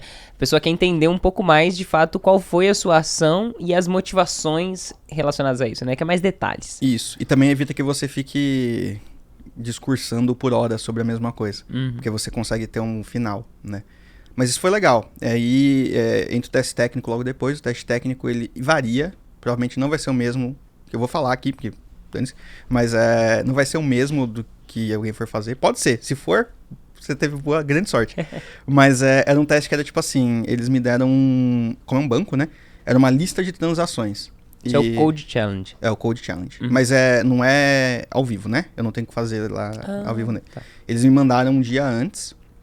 o teste, para eu resolver esse teste durante a noite, ou sei lá, alguma coisa, e daí no dia a gente ia fazer outros problemas. Né? Interessante. Você precisava um dia para desenvolver? Eles falaram assim, acho que eles mandaram 2 dias antes. Aí era tipo assim, você tem que fazer isso. Aí eu fiz, aí ele falou, tudo bem, agora depois a gente vai fazer com esse mesmo código, a gente vai entrar numa coisa, eu vou te falar pra adicionar coisas novas. Isso em videochamada. Isso, Você aí... tinha 2 dias para fazer o que eles pediram, depois você entrava em videochamada e Era um iria pair programming. evoluir aquele código. Isso, aí era um pair programming mesmo. Aí eu fiz, era uma lista de transações, aí tinha que categorizar a transação por proximidade, um negócio assim, tinha umas regras lá. E aí, beleza, nada super elaborado, assim. E aí depois eu entrei numa call com ele, com eles, né, não 2 pessoas, e foi tipo assim, agora implementa uma nova funcionalidade aqui, que se tiver mais que 100 de débito, você não pode ter uma nova transação, não sei o que lá. E aí aí eles já tinham, além desse código que eu mandei, eles me mandaram, aí sim, no dia anterior, um sisteminha pronto, para eu me familiarizar com o código, e depois resolver esses problemas. E aí, isso eu acho assim, eu até escrevi sobre isso no blog, e também falei numa palestra que eu dei agora pro Global Career Summit. Existem 2 tipos de teste técnico. Existe esse teste que você recebe, que é o Take Home Assignment, que é tipo lição de casa. Você recebe um teste, tem tantos dias para fazer e entregar. Você tem o outro tipo de teste, que é o que você recebe antes e você evolui na hora. Os 2 avaliam coisas diferentes. Tipo, o primeiro teste, ele avalia o quanto você é bom em criar alguma coisa do zero. Então, por exemplo, ele vai te dar uma task, assim, você tem que criar com essa lista de transação, organize elas em categorias. Não existe o sistema, não tem essa organização. Então, você tem que criar do zero. O outro é o oposto, é para saber o quão bom você é em manter coisas que já existem. Mexer no código de outras dos pessoas. Outros. Então, você recebe um código, geralmente está zoado, um código com algum monte de problema e tal, e você tem que corrigir ou adicionar novas funcionalidades nesse código. E aí, geralmente a galera quer saber como que você evolui nisso. E aí, o próximo teste era o teste arquitetural, que aí era um whiteboarding mesmo. Entrei numa chamada, abrimos um Miro, acho que era a ferramenta, e aí ele me perguntou, como é que você implementaria lá a gente tem um cliente que quer fazer uma checagem de crédito. Aí eu tenho esse sistema de checagem de crédito, como é que você implementaria no cliente? Aí que vem a questão do produto, como é que você faz as perguntas certas. O cliente, quantas checagens por dia? Como que pode ficar fora do ar? Qual que é o tamanho do payload? O que vem? O que vai? Como que ele vai usar? Onde é que vai ficar a checagem? Como é que é isso? Aí que tem que ser, tipo, production ready, pode ser um anúncio, aí vai das perguntas que você vai fazer. Você chegou a estudar um pouco sobre a Klarna antes? Ou não? Sim, não, fiz, sim, sempre bom. Dar uma olhadinha ali no site, entender o que eles fazem, chegou a conversar com alguém? Não conhecia ninguém que trabalhava na Klarna, mas impressionante, porque agora eu conheço infinitas pessoas que trabalhavam lá,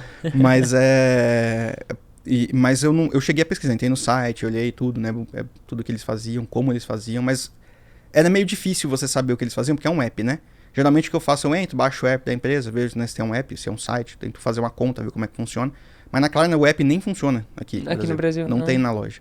Então não dava nem pra eu saber como funcionava. Então eu tinha uma ideia de como funcionava, mas eu não sabia o que era de fato. Legal. Mas eles também não cobravam muito isso, não fazia muita diferença pro teste. Aí no teste arquitetural foi o último.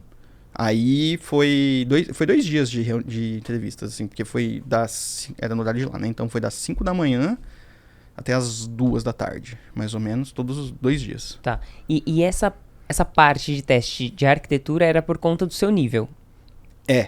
Teste isso, era em geral, por exemplo, para um pleno... Pleno tem também. Júnior não tem. Júnior não tem. Não, Júnior não tem. Mas pleno tem, porém não tem tanto peso. Sênior é eliminatório esse teste. Se você falhar, é eliminatório. Pleno, e no pleno é classificatório, imagino. Se você falhar, nada acontece. Se você conseguir, pontos. Legal. Você ganha. Né? Pode até, inclusive, pular de nível. Tipo... Como que funciona a questão de grades, aproveitando que você está falando sobre isso? Então, varia de empresa para empresa. Na Klarna funcionava assim. Você tinha L1, que era estagiário, undergraduate, que ele chamava. Que é o estagiário, né? O cara que tá estudando. Aí você tinha o L2, que é o pleno. Né? O L1 era 1, aí 1.3579, que era o estagiário. Aí tipo 1.7, 1.9 já era júnior. E aí 2 era pleno. Aí 2, 3, 5, 7, 9. E aí o 3 era sênior, mesma coisa. 4 era Lead, que é o caso do Staff, né? Staff Engineer, Sim. ou no caso lá chamava Lead Engineer, 5 era Principal Engineer e 6 era Director of Engineering. Aí o 7 não tinha, que era o CTO. Legal. Então... Você entrou como qual? 3. 3. A gente não sabe o nível, né? O ponto, alguma coisa. Eles A não variação dentro do... Ah, É. eles não contam? contam. Não, ninguém conta qual que é o teu nível. Porque aí eu não sei, porque aparentemente é tipo assim, se você tivesse 3.2, por exemplo, e aí você tivesse um bom trabalho, você não seria promovido para um L4, você ia para um 3.7. Só que se você tivesse um 3.7, aí sim você poderia ser promovido para um L4. Mas não te contam? Não. Nem nessas conversas de feedback com o seu gestor, Não. gestora? Nem depois que eu saí. É. Eu tenho fortes indícios para crer que eles também não sabem. Mas, enfim. É só pra não precisar fazer com que você vá pra outra, não ter como justificar. Mas no formulário, quando você faz quando a gente, como entrevistador, preenche, tem 3.1, 3.5, você tem lá, tem os níveis. Mas eu acho que é mais pra você, tipo, desbalancear pra poder ter menos empates Entendi. entre um e outro. É classificatório mesmo. Sim. Uhum. Só que aí é pleno center, e aí é difícil pra caramba ser promovido, sendo sincero. É bem complicado. Chegou a ser promovido nesses 2 anos e meio? Sim, mas não de nível, né? Só dentro de do L3. Ponto 1, ponto 2, ponto 3. Ponto alguma coisa pra ponto alguma coisa. Alguma coisa. Mas é muito complicado, porque eu não sei se... Aí eu já não sei se é em todas as empresas, tá? Mas na Klarna era muito relacionado a mérito. Então, tipo assim, você tinha que ter projetos pra você entregar, e não era sempre que tinha esses projetos. Então tinha 7.000 pessoas querendo ser promovidas. Quando tinha um projeto, era... Calma, não era o seu projeto? Era um outro projeto? Então, eles chamavam muita coisa de LEAPs, chamava, né? Era um time... Uma task force. Tipo assim, precisa fazer um negócio. Aí juntavam um monte de gente de vários times, faziam um timezinho. E só nesses casos a pessoa... Não era só nesses casos, mas isso tá. aí é o que dava mais boost. É tipo assim, entendi. você participou desses leaps, vários leaps, porque no final dele você sempre tinha um produto. Tinha uma pontuação, de certa forma, e isso aí tinha um peso maior. Isso. Porque era a entrega do produto. Quanto mais produtos você entregava, melhor era. Então, assim, a gente entregou vários produtos, beleza, só que depende... É empresa grande. Aí, empresa grande entra... Para todas as empresas grandes, inclusive Microsoft, Google, tudo, entra a questão política, né? Burocracia, política, quem você conhece dentro da empresa que pode te dar um projeto. Isso aí é universal, infelizmente. Não é uma coisa que é só da Klarna, só do Google, só da Microsoft. Empresas, corporações, você precisa ter muito contato com outras pessoas, muito. Então, se você tem muitos contatos dentro da empresa, é muito bom para você... Tecnicamente, networking é muito bom. Uhum. E você também tem que, assim, seu gerente direto é quem vai propor a sua proposta, certo? Então, tipo, a sua promoção. Então, se o seu gerente acha que você tem que ser promovido, vocês vão... Na Klarna funcionava assim, você tinha que preencher um formulário, aí ele preenchia um formulário, com base no que você preencheu, vocês dois acordavam num caso de promoção. Legal. Era tipo um júri. Aí ele ia lá, apresentava esse caso pro defender diante da diretoria. Você era uma tese de mestrado. Ele tinha que ir lá e defender a tese dele, do porquê que você tinha que ser promovido. Porque o budget é por time, né? Então, por área. Então, assim, essa área tem, sei lá, 1 milhão de budget para promoções. Então, você tem 400 pessoas na área, você tem que distribuir esse 1 milhão para os outros times. Óbvio que você não vai fazer igual para todo mundo, porque ninguém recebe nada. Aí tem a questão do... você vai promover, aí você tem que dar um valor, tem aumentos também anuais, então tem todas essas questões. E aí tem, sei lá, 12 times dentro do mesmo... A gente chamava de domínio. Então, domínio, depois grupo e aí time. Dentro do mesmo grupo, o meu era o app. O domínio era Shopping Experience, aí dentro do meu grupo era App Domain, né? O app Group. Em App Shopping, que era o do app mesmo, do app da Klarna.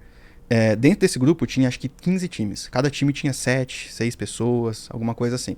Como é que você faz para 70 pessoas terem com um budget de, sei lá, 100 mil coroas, sei lá, 400 mil coroas? Você tem que distribuir isso para promoções. Então vai ter 1, 2 promoções nesses 15 times. Então é o seu manager com outros 15 managers, e aí cada um dando um pitch pro gerente geral, né, pro gerente do grupo. Legal. Que vai dar um pitch pro gerente dele, com todos os outros group managers também, pro líder do domínio, que vai dar um pitch pro CTO. Então, assim, muitos pitches. Chega num momento, assim, tá completamente fora da sua mão esse rolê. Tipo assim, até o primeiro nível você consegue controlar. Depois dali, larga na mão de Deus e vai, sabe? Porque não tem jeito, você não tem como controlar isso. Caramba. E você só consegue chegar assim, por mais que você consiga chegar, ter amizade com todo mundo e as galera te conhecer, é impossível você ser conhecido durante Nesse toda a cadeia. nível, né? Tipo, a gente conhecia o nosso diretor de engenharia. Ele sabia quem a gente era. Mas isso não quer dizer que... Sabia nosso nome, né? Sim, sabia quem a gente era, sabia quem era todo mundo, assim, conhecia a galera. Só que é difícil você... putz, porque tal pessoa, tal. Tudo bem que é. A gente quer promover o Joãozinho. Mas quem é o Joãozinho, né? Quem é? Sim. O que ele fez? Aí só as ações, infelizmente, não contam só. Excelente. Política. Legal. Ainda sobre o processo seletivo, depois do Code Challenge ali de arquitetura, dessa entrevista de alguma forma, né? Uma parte prática, certo? A parte de arquitetura era mais prática? É o whiteboarding. Desenhava um diagrama. Tá. Depois disso.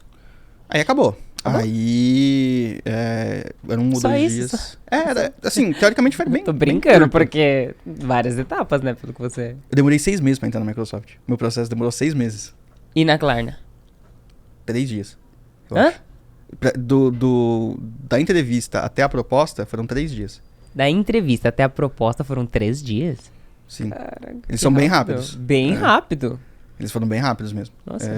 Eu fiquei surpreso. Mas aí todo o processo em si demorou bastante tempo. E depois que você já tinha aceitado, né? Aí demorou uns 3 meses. Do momento que eles mandaram a offer pra você até o seu aceite? Foi uma semana, eu acho. Você levou uma semaninha pra pensar. Porque eu tinha que discutir com meus pais lá, né? Porque eu não morava com meus pais, mas, né? Você vai sair do país. Então é uma discussão grande. Você vai discutir com todo mundo, ver saber, né? Tudo mais, como é que funciona, como é que vai ficar os ânimos de todo mundo. Independente do que a galera falasse, eu ia aceitar de qualquer forma. Mas Foi tranquilo? Foi. O negócio é que eu não morava com meus pais há bastante tempo. Então foi um negócio que, tipo assim, eu já não tava mais lá o tempo todo, né? Então meio que foi acostumando, né? Foi sem querer, eles acham que eu fiz isso de propósito, mas não foi. Foi meio que sem querer, Tipo, aos assim. pouquinhos eu tô saindo, entendeu? De cena, pra que seja bem tranquilo quando eu for embora. Por aí mesmo. Ajuda, mas foi bem tranquilo até. Aí o que você tem que fazer é, tipo, você aceitou, e aí você tem que mandar uma procuração pra empresa que vai fazer o seu visto. E aí eles vão dar entrada no seu visto lá de trabalho. Aí uma hora que o visto sair, você só pode ir depois que o visto sai, né? Então é o que eu falo pra galera. Não larguem seus empregos, se você tiver indo trabalhar pra fora. Não larguem só porque você assinou o contrato ou só porque você espera o visto sair. Uma vez que você assinou, espera o visto sair pra você poder, de fato, se mudar. Ou então, você já tem certeza que o visto vai sair, porque você consegue saber quando eles mandaram pro governo. E às vezes o governo já tomou a decisão, mas o visto ainda não chegou. Interessante. Então, quando você tem uma carta de recomendação, eles vão te mandar de volta essa carta, né? Tipo assim, a carta falando que o visto está em processo, aí o número do processo, tal, assinado, tal, pro negócio. Quando você receber essa carta, é seguro. Porque aí você pode usar a carta para entrar no país. Correria o risco de você não ser aceito? Eu não sei. Acho que não. Porque, não sei na Suécia, não sei o que eles levam em consideração na Suécia. Tá. Mas quando você tem uma empresa grande por trás é difícil. Bem difícil. Eles não aceitarem. E você já conhecia a Suécia de alguma forma? Não. Não, simplesmente eu quero ir pra Londres, já tinha ido pra Itália, já tinha ido pra alguns lugares, mas a Suécia não tava nem no seu radar. Eu não, a Suécia não me é estranha, porque eu gosto muito de metal, né? Metal a Suécia tem muitas bandas de metal lá também. Tipo Sabaton, Ghost, Hammerfall, são bandas de lá. E eu já ouvi algumas dessas bandas cantam em sueco também, tem músicas suecas. E eu já ouvi algumas coisas em sueco, não entendi absolutamente nada. Hoje eu entendo um pouco mais, mas não sou fluente. E eu falei, parece interessante, né? Eu gosto muito, por exemplo, Angra. Angra é uma banda brasileira que eu gosto muito e eles gravam muito lá na Suécia. Acho que tem um estúdio lá. E eu falei, vamos tentar. Porque eu falei, queria ir pra Londres, mas vamos ver o que dá, né? Qualquer coisa, eu me mudo de lá. Porque a Klarna também tem Londres, então quem sabe consigo uma relocação. Ainda existia chance nesse caso. Sim, tem um amigo que fez isso, inclusive. Ele trabalhava na Klarna e foi pra Klarna de Londres. Eu desisti dessa ideia, na verdade. Quando eu cheguei na Suécia, assim, quando eu comecei a morar lá, eu falei, que é legal pra caramba. E resolvi ficar. Legal.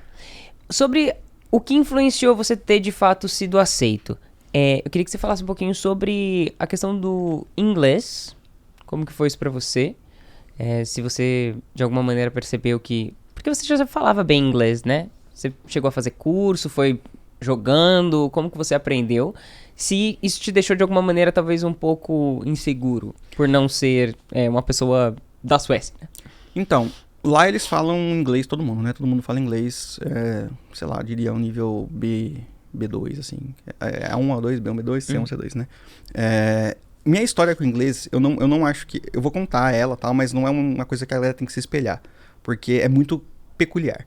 Eu comecei a fazer inglês com 6 anos, eu acho. Meus pais me colocaram numa escola de inglês com 6 anos. Isso foi um puta long site deles, assim, tipo, de coisa. Mas eu fui alfabetizado em português e inglês ao mesmo tempo. Ah, excelente. Então, não alfabetizado, né? Eu já sabia falar, mas eu não sabia muito bem ainda escrever e tal. E quando eu fiz as duas coisas, isso ajuda muito, tá? Mas se você é criança. Então, o que eu falo depois dos 6 anos, eu fiz inglês até os 22. Nossa. Sem parar, né? Então, eu tive muito tempo de inglês. Então, eu não tinha problemas em me Dificuldade expressar em nenhuma, inglês. né? Não, nenhuma, assim. Eu fiz os testes técnicos, o TOEFL, né? TOEFL, TOEIC, fiz vários desses testes e nunca tive problemas, assim. Mas o meu caso é muito particular, muito mesmo. Sim. E porque qual que é a grande mudança, né? Eu não sei se isso vale para todo mundo, mas geralmente quando você aprende uma língua nova, você vai traduzir, quando você está ouvindo, você vai traduzir da língua que você está ouvindo para o português para depois processar. Sim. E quando você fala, você pensa em português, traduz para a língua que você vai falar e fala. Uhum. No meu caso, isso não acontece. Ele pula direto. Automático. Entendeu? Né? Então, dizem que quando você é fluente por muito tempo, mesmo depois de adulto, você consegue fazer isso. Eu não sei dizer. Mas em sueco não tá sendo fácil. Você tá agora sentindo essa experiência na pele de tradução. Sim. E o rolê é que... Não, mesmo com sueco eu não traduzo. Eu não sei se isso é porque eu já sabia uma língua desde pequeno. Ah, legal. Mas eu também não tô me empenhando pra aprender sueco, né? Tipo, eu não tô, ficando na escola todo dia, não sei o quê. Mas eu quero aprender, é uma língua que eu gostaria muito de aprender. Eu até falei isso, antes de ir pra Suécia, eu falei assim, eu gostaria muito de aprender sueco, seria interessante. Pra quê? Pra nada, né? Mas sim, o inglês é essencial pra você conseguir trabalhar fora do país. E eu diria que essencial nível tem que ser entre B1 e B2, que é intermediário. B1 já é forçar um pouco, B2 é o mais recomendado, assim. Que é se não me engano, intermediário avançado, um negócio assim. Eu sei que C2 é fluente, então C1 acho que é avançado, B2 é intermediário.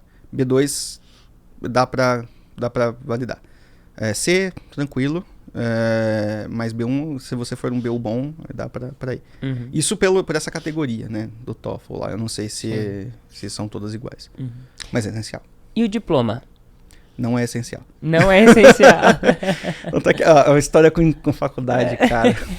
Não precisamos nos estender, mas fala rapidinho, assim, a sua história com... Porque muitas pessoas, às vezes, olham uma pessoa que tá indo pra fora e falam, ah, não, é porque ela tem diploma, não, é porque ela tem uma graduação, porque ela fez uma federal, ela fez uma universidade estadual e tudo mais. Conta aí, rapidinho, vai. Eu cheguei a começar a federal da ABC, larguei com 4, 5 anos, eu acho que eu tinha... É longa essa faculdade, hein? Eu comecei a fazer, mas eu larguei, acho que eu tinha 4 anos de faculdade, eu larguei e fiz um curso tecnólogo na FIAP, porque meu pai queria muito que eu tivesse um diploma. Senão eu não teria feito. E não era em... Não, era de segurança de informação. Eu fiz porque eu justamente falei assim, eu vou fazer uma faculdade que eu já sei, vai ser um saco. Eu vou fazer uma coisa que eu não sei. E aí eu fiz pra pelo menos aprender alguma coisa nova. Mas foi isso, eu não tenho um diploma, assim. Eu tenho um diploma agora, né?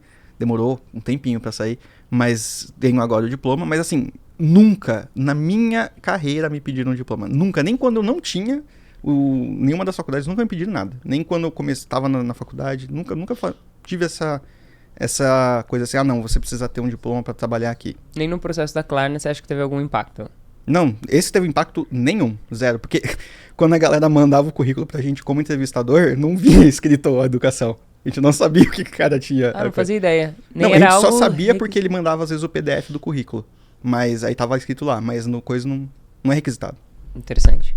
Vamos falar então um pouco sobre a sua vida na Suécia? Conta pra gente as principais diferenças que você... Eu diria que assim...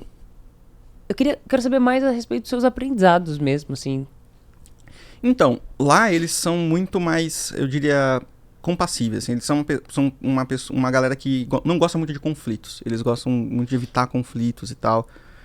Eles, obviamente, são, que nem todo mundo fala, um pouco mais afastados, mais secos, assim. Mas eles são muito legais, tipo, no geral, assim, né? E eu acho que a grande diferença, assim, foi meio que de cultura de trabalho. Tipo, você não faz hora extra, não existe hora extra lá.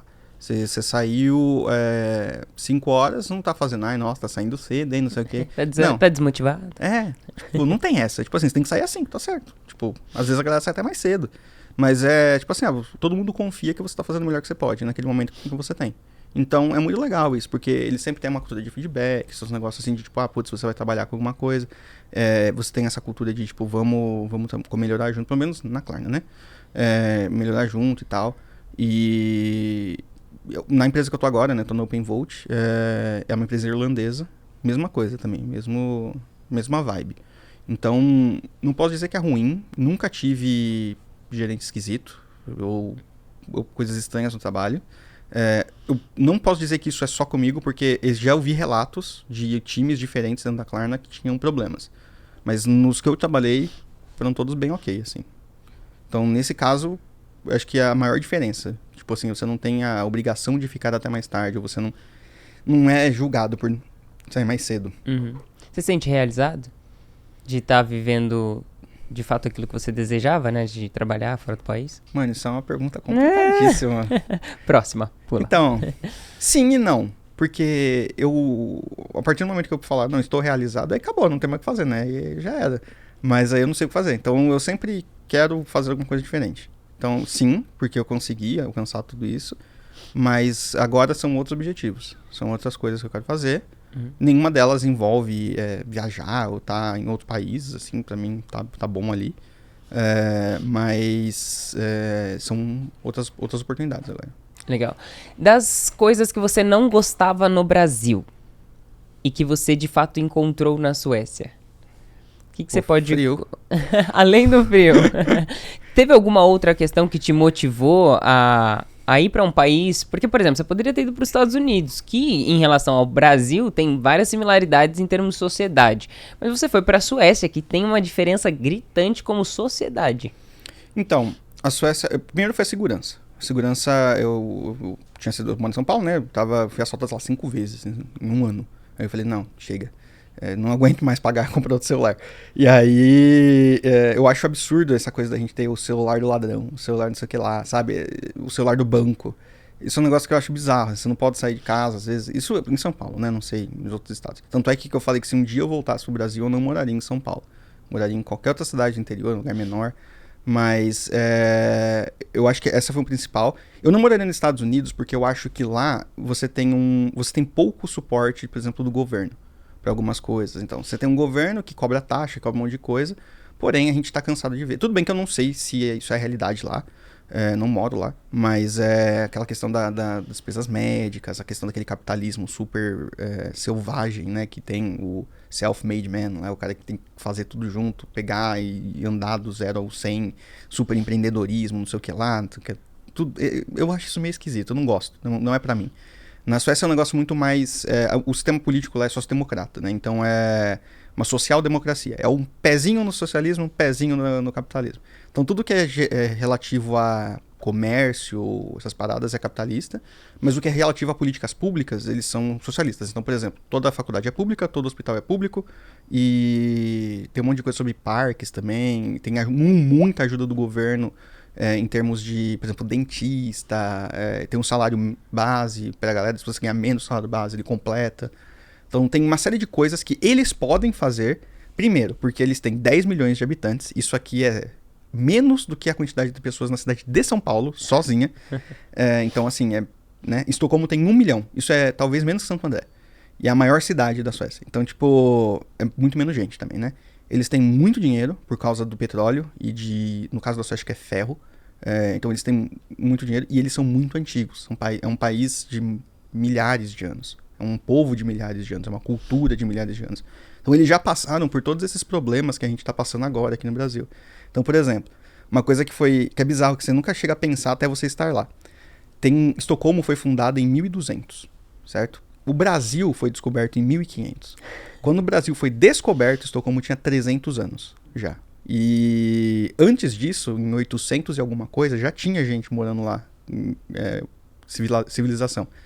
Então, assim, o Brasil é muito jovem, sabe? A sociedade brasileira é muito jovem comparada a essas coisas. Então a gente se compara, tipo, o brasileiro compara o país do Brasil com, sei lá, a Suécia, o Reino Unido. Incomparável. Né? Não dá pra comparar. São coisas muito diferentes. O Brasil e os Estados Unidos talvez sejam mais comparáveis porque eles são mais próximos, mas são também culturas diferentes. Então acho que essa foi a principal mudança, assim. Se eu tivesse ido para outro lugar... Uma coisa que eu não gosto lá é imposto. São muitos impostos. Imposto muito alto. Porém, você vê bastante retorno nisso, né? As ruas são super limpas, são super... não tem buraco na rua. O transporte público funciona muito bem. Hospitais funcionam bem.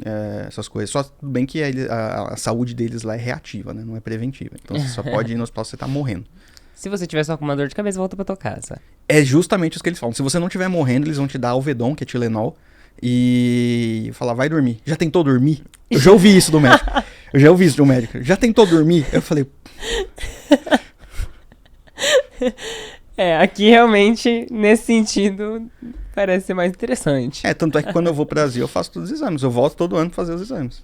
De exame, check-up e tudo mais. Porque lá eles não fazem. Se você pedir, eles não fazem. Caramba. É bizarro isso. Isso é uma coisa que sinto falta. Uhum. Sobre salários, o que você pode falar pra gente a respeito disso? Porque, de fato, tem... Agora vamos começar a desmistificar um pouquinho essa questão, porque você só falou coisa boa até agora, né? Sim. Mas quero saber um pouco dos perrengues também, porque quando a gente conversou, uma das muitas vezes que a gente conversou sobre essa questão, tanto você quanto o Vitor na Alemanha e tudo mais, a gente sabe que tem salários muito legais, né? Programadores ganham mais, às vezes, do que, em geral, as pessoas do país, mas a discrepância não é tão grande quanto no Brasil, por exemplo, né? A diferença, enfim. O que você pode falar sobre os salários pra gente? Lembrando também que tem essa questão do imposto, enfim. Desmistifica isso pra gente. Então, a primeira coisa que eu quero desmistificar é o seguinte. Não é porque você saiu do Brasil que você vai se tornar o primo rico, instantaneamente, sabe? Porque o primo rico da família, né? Porque o rolê é o seguinte... Quando você sai daqui, é muito bizarro isso. Você sai do país e instantaneamente todo mundo olha pra você e fala, nossa, agora ele tá ganhando em coroa. Ninguém sabe quanto vale a coroa, sabe? Tipo, a coroa vale 45 centavos, galera. Então, tipo, é metade do valor, né? Então, você tá ganhando, sei lá, 50 mil coroas, que é um salário de pleno, por aí, é R$25. É muito maior do que um salário pleno no Brasil. Se você estivesse vivendo no Brasil. Porém... você paga um imposto muito mais alto. Então, por exemplo, de 50 mil você vai ganhar 38, 37, alguma coisa assim. Então é um imposto muito mais alto que no Brasil, é quase o dobro do imposto do Brasil, entendeu? E não tem limite, quanto mais você ganha, mais você paga. Então, acho que tem um cap, acho que é 58%. Mas 58% de imposto, imagina, você ganhar um salário e tirar 58% pro governo. Tipo, isso aqui geraria revoltas no Brasil, a galera queimando o carro. Tipo, isso é uma coisa que a galera não conta. E outra que nem tudo... Você vai ter os mesmos problemas que você tinha aqui, só que lá, em outra língua, em outro lugar. Porque, por exemplo, você tem que fazer imposto de renda. Você tem que fazer imposto de renda. Em todo lugar você vai ter que fazer imposto de renda. Você vai ter que contratar gente pra pintar casa ou instalar alguma coisa. Não sei que você aprenda a fazer isso, que também é legal, porque é caro pra caramba esses serviços lá. Serviços manuais são muito caros. No Brasil... São valorizados, né? Essas pessoas, elas conseguem ter um salário, às vezes, de uma pessoa que trabalha naquilo que a gente chama de algo mais qualificado, né? Sim, sim. E às vezes mais. Porque tem dedução de governo, de imposto e tal. E elas trabalham como empresa. A empresa tem muito menos imposto lá. Então, trabalho manual é caro e você vai ter que aprender a fazer as coisas sozinho. Então, por exemplo, iFood, né? No caso que a gente tinha lá, lá é o Volt. Volt e... Foodora, essas coisas, são apps que você pode pedir comida, só que, por exemplo, a taxa de entrega é 70 coroas, R$35 de taxa de entrega, saca?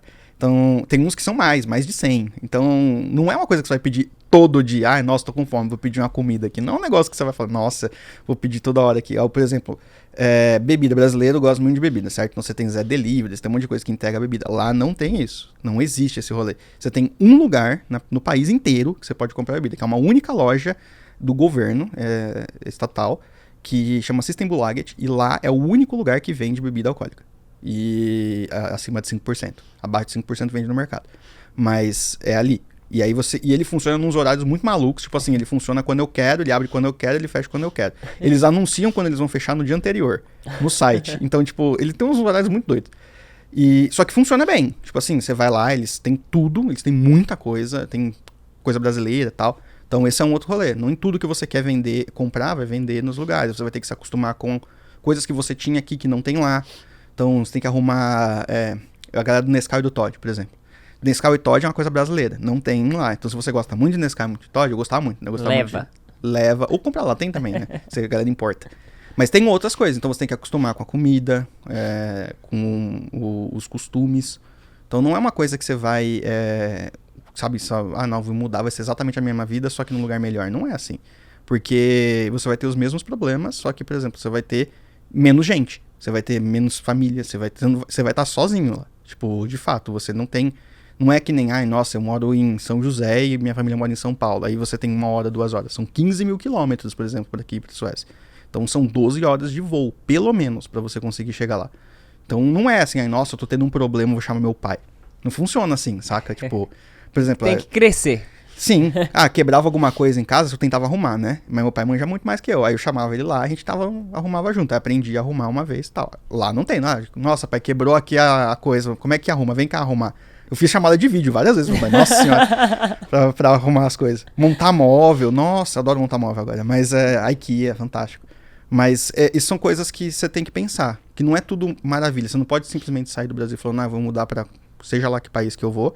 E vai ser tudo incrível. Porque não vai. Já tem que saber que vão acontecer problemas, vão ter burocracias que vai ter que fazer, vai ter que ficar muito mais ligado no que você precisa fazer para o governo, por exemplo, o que o governo pede, nas leis. Eu sei muito mais das leis suecas do que as leis brasileiras. Pra você não ser deportado, né? Pra você não ser deportado, pra você não ter que pagar mais imposto do que você já tá pagando, ou então como funciona a lei trabalhista, por exemplo. Isso é bastante importante. Então você... Cara, eu quase participei de uma greve de sindicato lá. Eu nunca participei de greve de sindicato aqui. Eu nem sabia o que era isso. Eu falei, caralho, o que tá acontecendo aqui? Mas é isso. Saí do Brasil para ser grevista lá na Suécia. Mas é isso. Aí, tipo... Eu acho que esse é o principal ponto que eu quero... Os principais pontos que eu quero desmistificar. Tipo, não é assim. E trabalho. É trabalho. Não é, nossa, eu vou trabalhar numa Google no Reino Unido. Nossa, é a Google. Vou fazer academia o dia inteiro. Vou comer fruta. Gente... Não funciona assim também. Aqueles reels que a gente via, minha vida no Twitter, um dia no Twitter. Um dia como engenheiro no Google. A pessoa, ela basicamente não escrevia linha de código, né? Não, tomava café, ia lá, não sei o que lá. Isso não existe, nem na Microsoft isso existe. Tipo, eu fui lá em Redmond e tal, a galera tinha, né? Você tem essas amenidades, existem lá. Mas não é, nossa, a galera fica o tempo inteiro lá. E quando você fica, você geralmente não sai no horário. Tipo, isso é feito para que você fique na empresa. Então, tipo, você vai ficar lá tomando cafezinho no rooftop, mas você vai sair 10 horas da noite de lá. Eu trabalhei em empresas que tinham, por exemplo, a parte de videogame. Raramente o pessoal conseguia jogar, e se jogava era bem depois do horário de trabalho. Tipo, já era estendido o trabalho, aí depois a gente falava, vamos ficar mais um pouquinho, só pra gente jogar um videogame. Spotify tem isso. Spotify lá é sueco, né? Sueca, eu fui visitar, tem alguns amigos que trabalham lá, e eles me mostraram, eles têm uma salinha de vários videogames vazia. Não tem ninguém. Cinema, vazio. Na verdade, o cinema a gente conseguiu assistir. Tava passando Game of Thrones, o novo coisa, a gente foi lá assistir Game of Thrones e Last of Us. Muito bom. Conta um perrengue. Legal, assim. Pra gente saber. O pior é que eu sou um cara muito planejado, então eu tive pouquíssimos desses. Mas deixa eu ver se eu consigo lembrar. Eu me perdi uma vez num ônibus e eu não falo sueco, né? Então, tipo, foi logo no início, quando eu cheguei, eu falei, vou dar uma volta no apartamento. Primeiro perrengue, o apartamento tinha 22 metros quadrados. Eu cheguei no lugar, era um único cômodo com tudo dentro. A cozinha só cabia eu e eu ficava com metade do corpo pra fora ainda da coisa. A geladeira, cara, era bizarro. Eu não conseguia abrir a geladeira, ela tinha uma trave, eu não sabia. Aí eu fiquei, tipo, 1 hora tentando abrir. Então esses são os primeiros principais, assim, os perrengues principais. Mas eu fiquei andando pra saber, onde é que é as coisas aqui em volta, tal, andando e tal. Aí eu falei, vou ser um pouco mais ousado. Aí peguei um busão e fui pra outro lugar. Só que eu não sabia voltar e não tinha sinal, eu não tinha o chip do celular, esqueci disso, que eu não tava com 3G. Meu Deus. E aí eu não sabia voltar. Aí eu falei, mano, como é que eu vou fazer pra voltar? E aí eu já tava de noite, tava ficando de noite já, tudo bem. De noite na Suécia é normal, era tipo 2h30 da tarde, tava de noite já. Sempre noite. No Durante inverno. 6 meses. Eu cheguei no novembro, né? Novembro é o auge do inverno, então tipo 2h30 eu tava de noite já, né? Então falei, preciso achar alguém que eu conheço aqui, que eu sei que trabalha em algum lugar perto, pra eu poder encontrar. Mas eu tava longe, nem sabia onde eu tava. Aí eu falei, beleza, vou procurar um Starbucks algum café Pra ter internet. que tem internet. Aí eu entrei, eu andei uns 4 quilômetros, eu acho. Até achar porque não tem Starbucks lá. Tem a versão sueca, que é o Espresso House. E eu achei uma. Aí eu entrei no lugar, não tinha Wi-Fi. Eu falei, ai meu Deus do céu. Aí saí, andei mais um tempinho.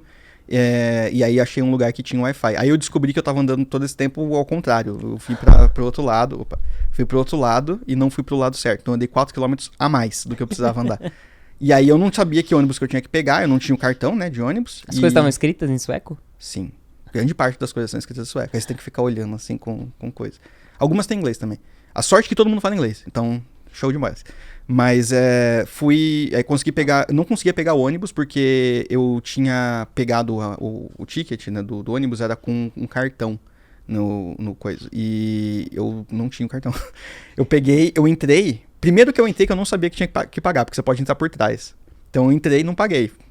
Aí eu vi que o cartão, eu falei, ai meu Deus do céu, espero que não passe o guardinha, né? Porque aí você passa, é cara a multa.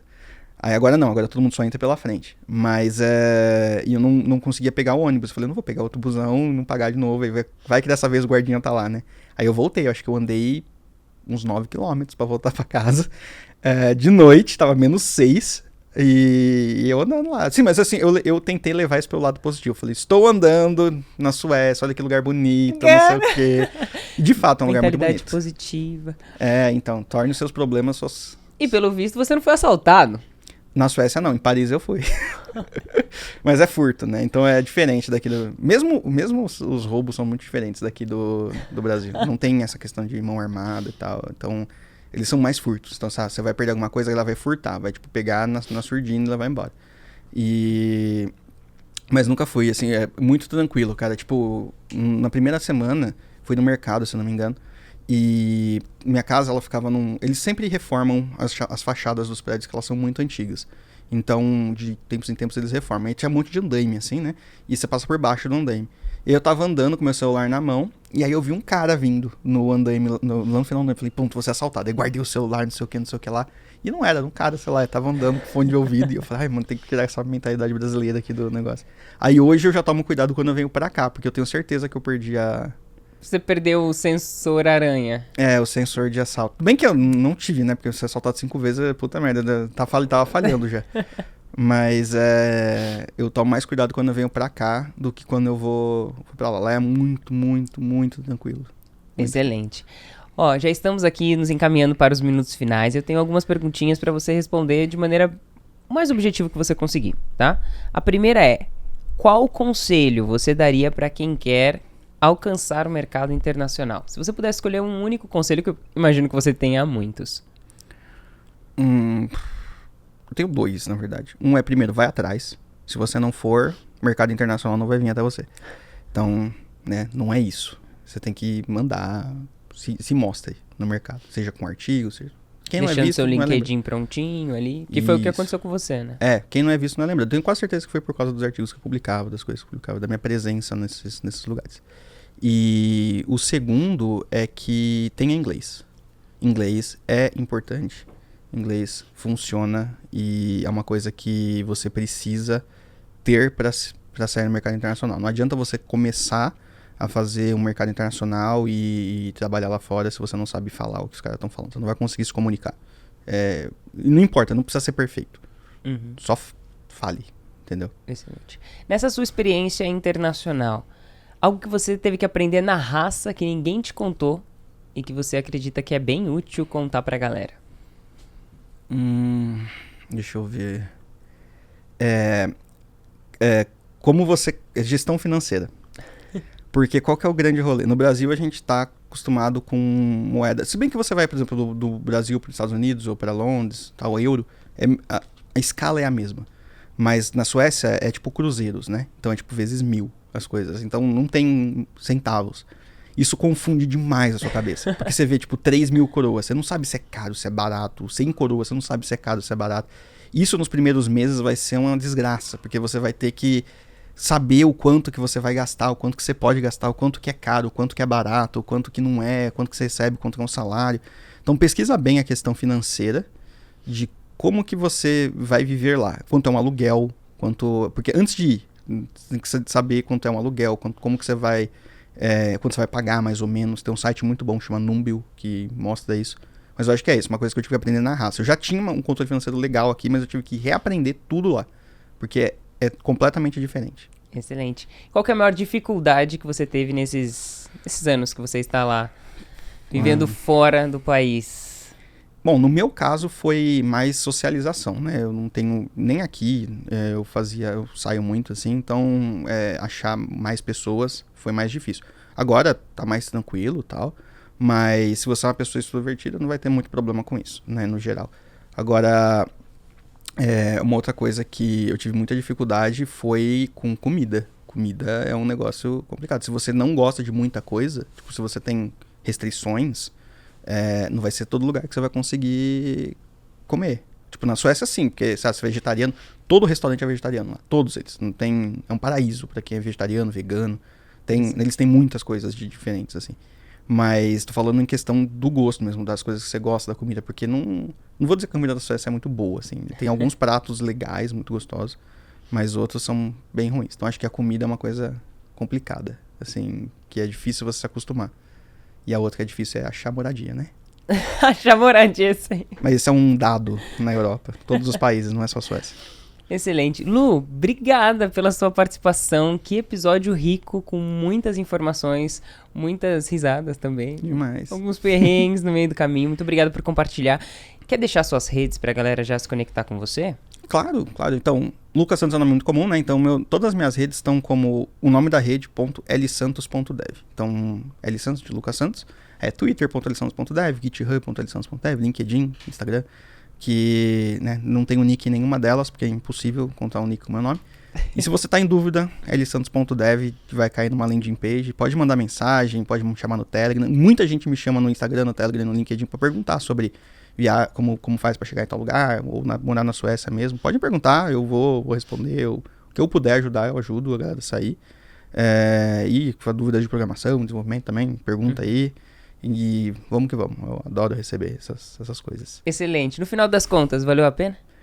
Muito, valeu muito a pena. Principalmente porque agora eu tenho um balanço, né, vida, trabalho muito melhor, por exemplo.